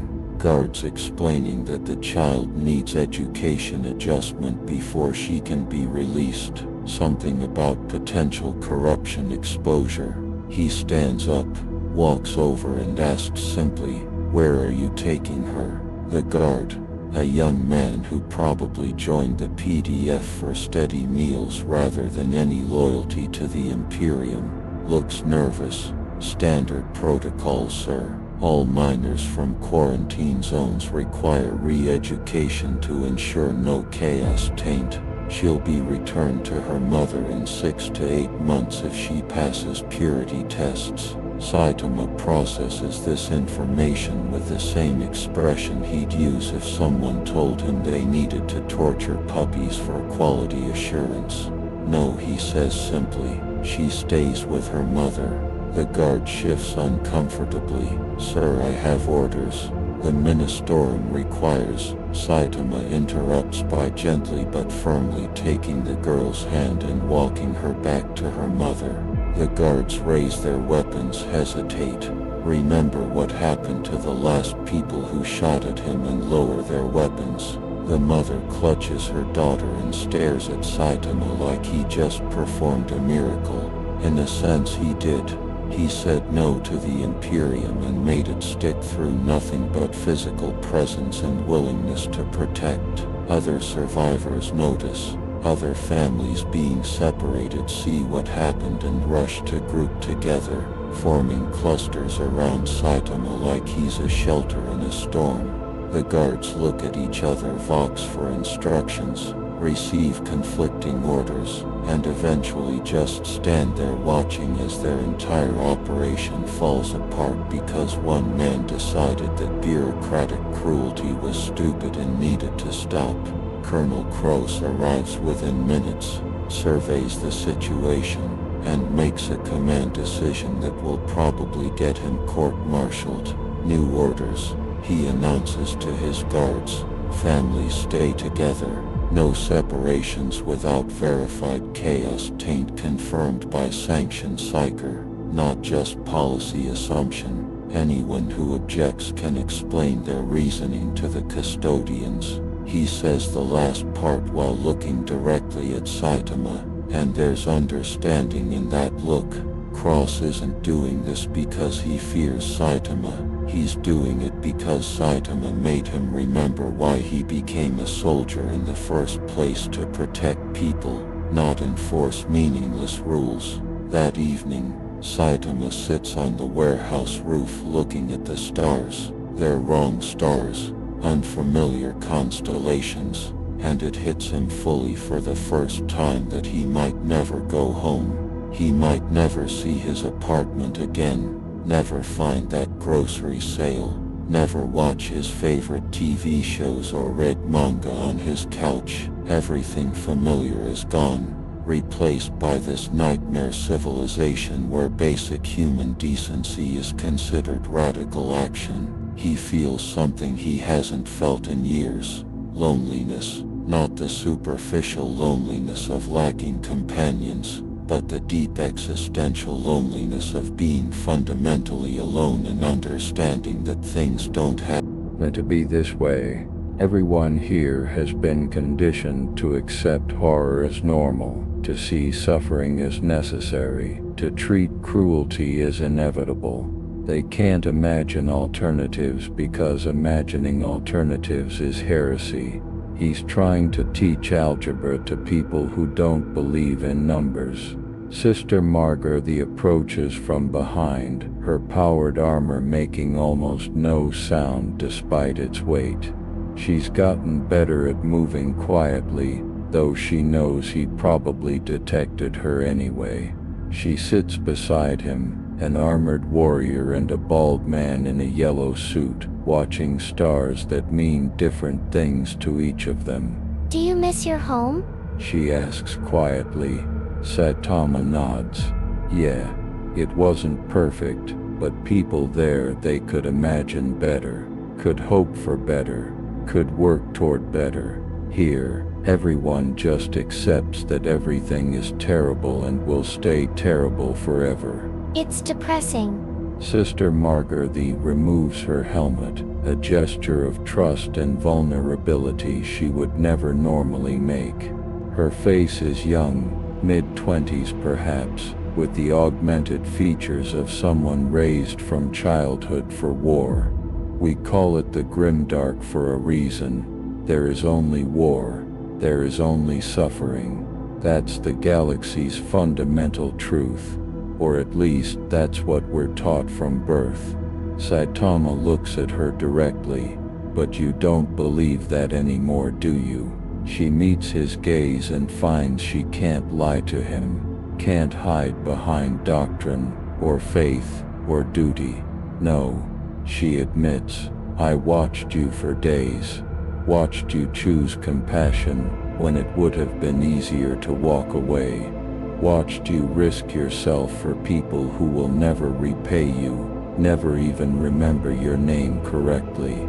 You prove the grimdark wrong just by existing, and that either means our entire civilization is built on a lie, or you're the lie designed to break us. I don't know which terrifies me more. Saitama considers this, then smiles that small sad smile. I'm not a lie, just a hero for fun, who ended up somewhere really messed up, and I figure if I'm stuck here, might as well try to make it less messed up, even if it's just one person at a time. Sister Margarete feels tears threatening again and blinks them away. That's impossible. You're one man. The Imperium is 1,000,000 worlds. Saitama shrugs. Yeah, probably, but I've got time, and honestly, what else am I going to do? Go grocery shopping? Despite everything, Sister Margarete laughs. It's the first genuine laugh she's had in years, and it feels like heresy and salvation wrapped in one impossible moment. The Chaos Gods do not wait long to execute their plan. 3 weeks after Saitama's arrival on Varos Prime, the warp storms hit. Not localized disturbances, coordinated, massive tears in reality across 17 systems simultaneously.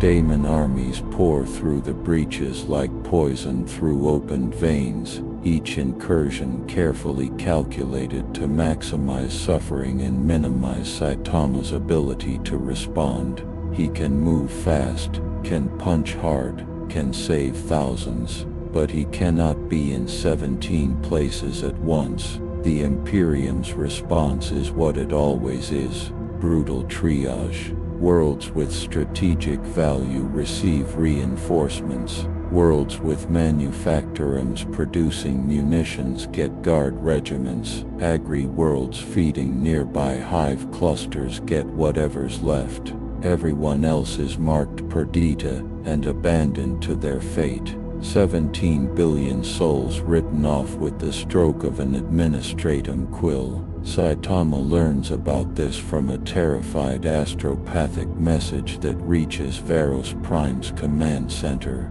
a psychic scream from a dying world begging for help that will never come. He listens to it replay 3 times, his expression unreadable, while Colonel Cross explains the strategic reality with the tired voice of a man who's made these calculations too many times. We don't have the resources, never do. The Imperium stretches across 1,000,000 worlds, and we're always choosing which ones die. It's mathematics, not cruelty. Saitama stands abruptly, and everyone in the command center freezes. When he speaks, his voice is quiet but carries weight that makes the air itself feel heavy. Which one is closest? Cross pulls up a hololith display, stellar coordinates painting the air between them in cold blue light. Viridia Secundus, Agri World, population 900 million, mostly farmers. Tyranid swarm just made planetfall, accompanied by what our sensors indicate is a minor daemon incursion, riding the same warp disturbance. It's a coordinated Xenos chaos attack, which almost never happens naturally. They'll be dead within 48 hours. I'm sorry, but there's nothing we can. He stops because Saitama is already moving toward the exit. Sister Margarete blocks his path, her armor sealing with pneumatic hisses. You don't have a ship. You don't know how to navigate the warp. You cannot punch your way across the void between stars. Even you have limits. Saitama looks at her, and she sees something new in his eyes. Determination burning so bright it hurts to witness. How far is it? Cross checks the display. 400,000 kilometers, roughly the distance from Terra to Luna in your... Wait, you're not seriously... Saitama walks past Sister Margaret, past the guards, out onto the landing platform where supply ships come and go. He looks up at the stars, identifies the one that's slightly redder than the others based on Cross's description, and crouches. Sister Margaret chases after him, her powered armor, allowing her to keep pace. This is insane. You'll die in the void. Even if you survive the vacuum, you'll freeze, you'll suffocate. Saitama interrupts her gently. I've been in space before. I'm pretty tough. Then before she can argue further, he jumps. The platform cracks under the force of his launch. The air detonates with the sonic boom of his passage. He becomes a golden streak punching through atmosphere, through the exosphere, into the cold void beyond. Every sensor in the command center screams. Auspex readings show a human-sized object accelerating past orbital velocity, past escape velocity, past any speed that physics should permit for unaugmented flesh. Archmagos Cyril 9's logic engines crash trying to calculate the energy expenditure. Within 30 seconds, Saitama has left Varos Prime's gravity well entirely. Within 2 minutes, he's traversed half the distance to Viridia Secundus, navigating by eyesight alone, a man flying through the void with nothing but determination, and a torn yellow suit. On Viridia Secundus, Farmer Talus dies protecting his daughter from a Harmagaunt. The creature's scything talons open his chest like rotten fruit, and his last thought is grief that he couldn't do more. His daughter, Miri, 8 years old, screams as the Tyranid turns toward her, drool dripping from jaws designed to consume everything. The creature lunges. Something impacts it from above at approximately 60% of light speed. The Harmagaunt doesn't explode. It simply stops being coherent matter. The shockwave from the impact flattens everything in a 100-meter radius. When the dust clears, Saitama stands in the crater, his cape barely hanging on by threads, his suit scorched black in places from atmospheric entry. He looks at Miri, at her dead father bleeding out beside her, at the swarm of Tyranids visible on the horizon like a living carpet of chitin and hunger. His expression shifts from determined to something colder, something that looks like controlled fury. "Hey kid," he says, his voice rough from vacuum exposure but steady. "Stay behind me, I'll handle this." Miri stares at this impossible man who fell from the sky like an angry comet, and through her shock, through her grief, one thought crystals clear: an angel came. The Emperor sent an angel. Saitama walks toward the swarm. Thousands of Tyranids, maybe tens of thousands, each one a perfect killing machine evolved across millennia to consume biomass efficiently. They sense him, register him as threat and food simultaneously, and charge with the coordinated precision of a hive mind operating at peak efficiency. The first wave hits him like a tsunami made of claws. He punches once. The shock wave travels through air, through chitin, through the psychic connection binding the swarm together. 30 Harmagaunts simply cease functioning, their nervous systems overwhelmed by kinetic force that shouldn't exist. He doesn't stop, doesn't pause, walks forward punching, each strike erasing multiple creatures, each step bringing him deeper into the swarm. A Carnifex, the same species that fought him on Varos Prime, charges from the side. He sidesteps, grabs one of its scything talons, and uses it as a club to sweep through the surrounding gaunts. The Carnifex tries to break free.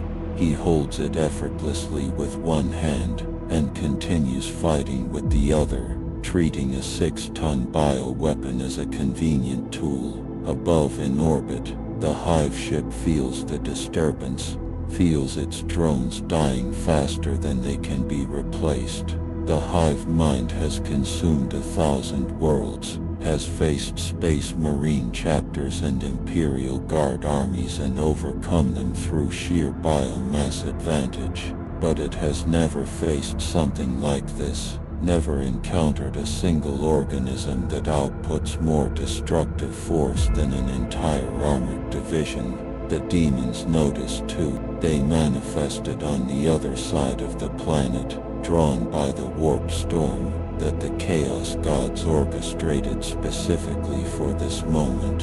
Bloodletters, plague bears, daemonettes and horrors, representatives of all four gods working in unprecedented cooperation. They were supposed to ensure maximum casualties, to show Saitama that his strength means nothing when spread across a galaxy of suffering. But their target isn't playing by the expected rules. He's not spreading himself thin. He's not trying to save everyone. He's picked one world, landed on it like a meteor, and is systematically erasing both Xenos and warp entities with the methodical efficiency of someone cleaning a particularly dirty room. The demon commanders convene psychically, confused. This wasn't the plan. He's supposed to be overwhelmed, supposed to see people dying and be unable to stop it. Instead he's winning. How is he winning? A great unclean one, massive and bloated and ancient, decides to investigate personally. The fate. Within the hour, Saitama has cleared the primary swarm. Miri watches from behind a broken wall as he systematically hunts down every remaining tyrannid organism on the continent, moving with the tireless persistence of someone who decided on a task and will complete it regardless of how long it takes. By nightfall, Viridia Secundus is silent except for wind and the weeping of survivors. 900 million people were on this world. Approximately 40 million survived, mostly those who hid in reinforced shelter were far from primary attack zones. Saitama saved everyone he could find, carried wounded to safety, pulled people from collapsed buildings, but he couldn't save them all. The numbers are terrible. The percentage survival is actually miraculous by Imperial standards. Wars usually kill 99%, not 95%. But Saitama doesn't deal in percentages, he deals in people, and 860 million people are dead. He sits on a hillside as the sun rises, looking at his hands. They're covered in tyrannid ichor and dust and dried blood, mostly Xenos. Some human from when he pulled bodies from rubble too late. Sister Margarthie arrives via shuttle 6 hours later, having commandeered the fastest ship available. She finds him still sitting there, unmoving, staring at nothing. She approaches carefully, removes her helmet, sits beside him. For a long time neither speaks. Finally Saitama breaks the silence. I wasn't fast enough, not strong enough. I can punch through planets, but I can't save everyone. His voice is hollow, empty in a way that frightens her. Sister Margarthie knows this moment. She's seen it in soldiers after their first campaign, when the reality of war strips away whatever romantic notions they carried. The breaking point where you realize victory and failure are just different degrees of loss. You saved 40 million people, she offers. By Imperial standards, that's a miracle. Most worlds in your position get 0 survivor. Saitama looks at her with eyes that have seen too much death in too little time. By my standards, I failed 860 million times. She has no answer to that, no words of comfort that wouldn't sound hollow. So she just sits with him as the sun climbs higher, and they watch the survivors begin the impossible work of burying their dead. You are back on Varos Prime now, Guardsman Corvus, standing in the same trench where you first saw him fall from the sky. 3 months have passed since that moment. 3 months since the impossible man in yellow arrived and broke every certainty your life was built upon. The Imperium has changed in subtle ways, shifts so small you might miss them if you weren't paying attention. Execution quotas in your sector decreased by 12%. Ration distributions increased by 8%. Some planetary governors report mysterious supply deliveries appearing overnight. Food, medicine, weapons, with no manifest and no explanation except crude drawings of a bald man left as signature. The ecclesiarchy calls it heresy. The administratum calls it statistical anomaly. The people call it hope. And hope, you've learned, is the most dangerous force in the galaxy, more dangerous than chaos, more subversive than Xenos, because hope makes people question why things must be terrible, why suffering must be eternal, why the grinding machinery of imperial cruelty is necessary at all. You've been questioning it yourself lately, started when you watched him smile at you that first day. Hasn't stopped since. The sky tears again. Not demons this time. Something else. A golden ship descends through the clouds, bearing the seal that makes your heart stop. The Aquila, the Emperor's own mark. But not the crude stamps on guard equipment or propaganda posters. The real thing crafted with care that speaks of Terra itself. The ship lands in the same crater where Saitama first arrived, and from its ramp descends a figure that makes every soldier within visual range drop to their knees. A custodian, but not just any guardian. The Captain General himself, Constantin Valdor's successor, leader of the 10,000. He wears armor that catches light impossibly, that seems to exist in more dimensions than human eyes can process. Behind him walks Inquisitor Valdane, looking smaller and older than you've ever seen him. And behind them, to your shock, walks Sister Margarvie without her helmet, her face exposed and tear-stained and somehow peaceful. They're here for Saitama. They're here to pass judgment. And every human on Varos Prime holds their breath, wondering if the miracle is about to end in fire and blood. Saitama meets them in the warehouse that's become his unofficial base, surrounded by the survivors he saved who refuse to leave his side. He looks tired, not physically. You suspect he cannot be physically tired, but spiritually exhausted in ways that transcend flesh. 3 months of jumping between dying worlds, of saving thousands while millions die, of being fast enough to witness tragedies but not prevent them all. It's worn something in him that strength cannot reinforce. The Captain General enters, and the room's temperature drops from sheer presence. He studies Saitama with eyes that have seen 10,000 years of human history, that watched the Emperor walk among men, that know secrets worth killing planets to protect. When he speaks, his voice is not amplified but carries perfectly regardless. I bring word from Terra, from the Imperial Court, from the Senatorum Imperialis, from the highest authorities of mankind. We have debated your existence for 3 months, consulted precedent, prophecy, and pragmatism. The question before us was simple. Are you salvation or damnation? Are you the answer to 10 millennia of prayer, or the final test before humanity's fall?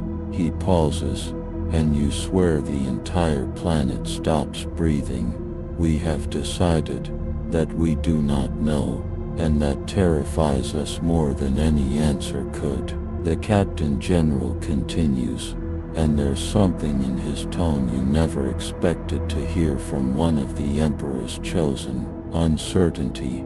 You violate every principle the Imperium is built upon. You show mercy where we demand sacrifice. You waste resources on the weak where we require efficiency. You inspire hope where we maintain order through despair. By every measure, you are the infection that will unravel 10,000 years of survival strategy. And yet, he gestures to Sister Margarthie, and yet our observers report that worlds you visit see productivity increases, not decreases. Soldiers fight harder knowing someone might save them. Workers labor with purpose beyond fear. The very things we thought impossible. Mercy making people stronger rather than softer. Hope creating efficiency rather than chaos. You prove possible. You are either the most dangerous thing ever to enter our galaxy, or the Emperor's final gambit sent at our darkest hour. We cannot determine which. Saitama listens to all this with his usual expression, mild confusion mixed with determination. When the Captain General finishes, Saitama responds with typical directness. I don't really care about your politics. I just want to help people. That's it. No secret plan, no hidden agenda. Just trying to make things less terrible wherever I can.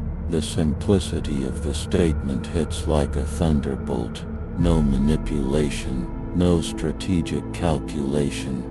Just honest desire to reduce suffering because suffering is bad. It's so fundamentally antithetical to how the Imperium operates that several people in the room experience cognitive dissonance, painful enough to cause physical reactions. The Captain General nods slowly, as if Saitama just confirmed something he suspected. That is precisely what makes you so dangerous. The Imperium runs on controlled suffering. We sacrifice billions so trillions survive. We maintain brutal efficiency because anything less means extinction.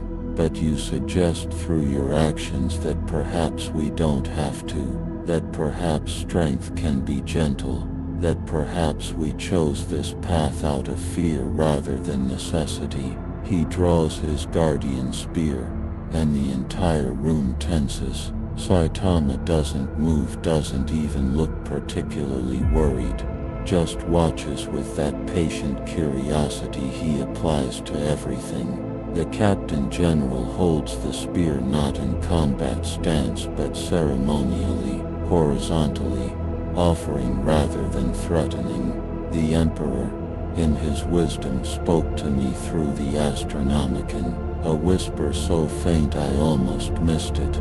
The first coherent word he has spoken in centuries. Do you know what he said about you? Everyone leans forward. Sister Margarthie is crying openly now. Inquisitor Valdane's augmented hands shake. Even you, Guardsman Corvus, watching through the warehouse windows, feel your pulse hammering against your skull. The Captain General's voice drops to almost a whisper.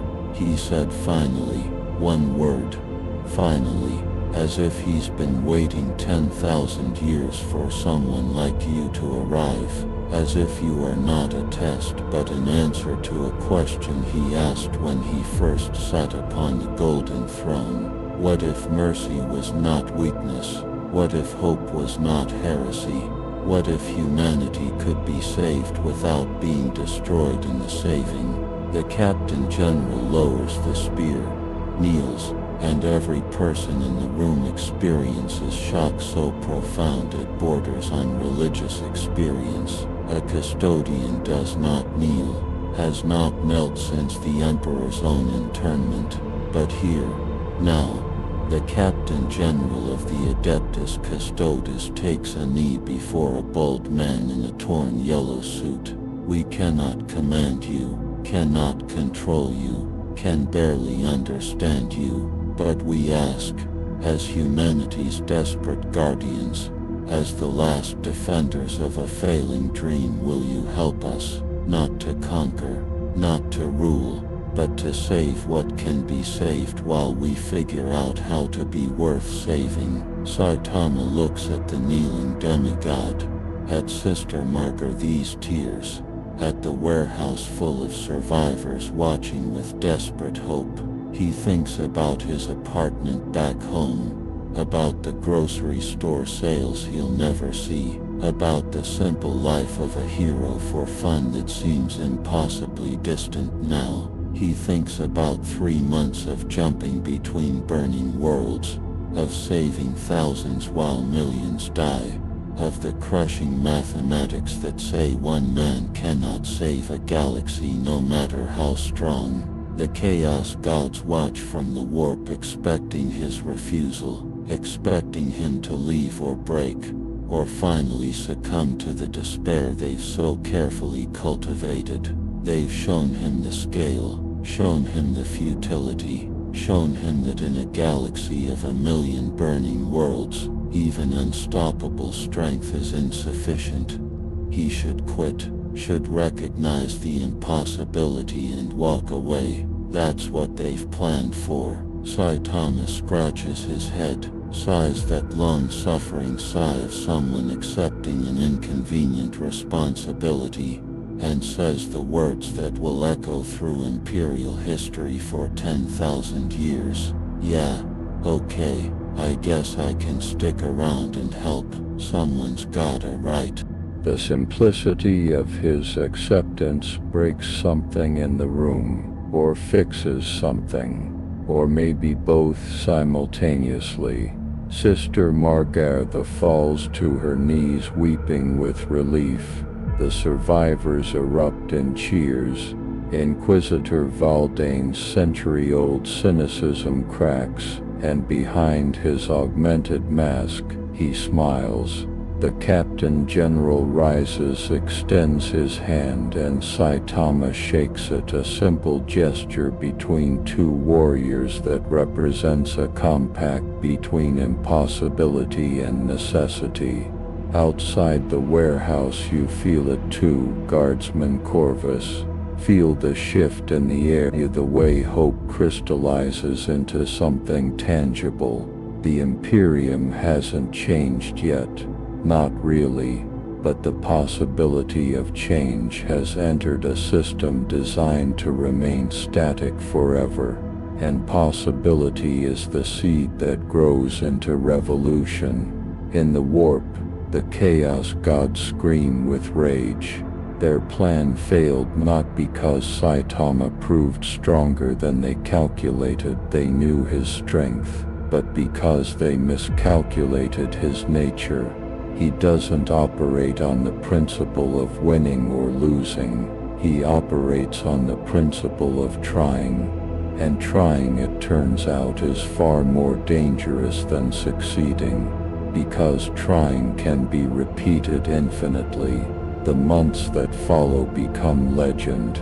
Saitama doesn't try to reform the Imperium. He wouldn't know where to start. But he saves people. The Imperium marks expendable, punches through chaos incursions, carries survivors across war zones, stops executions with simple presence.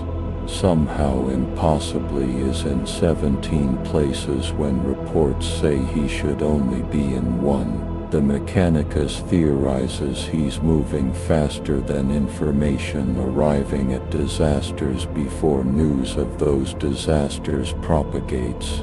The truth is simpler.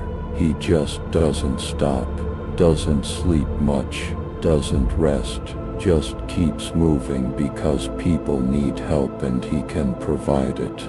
Slowly, gradually, the Imperium begins to bend around him. Not through conquest or command, but through example.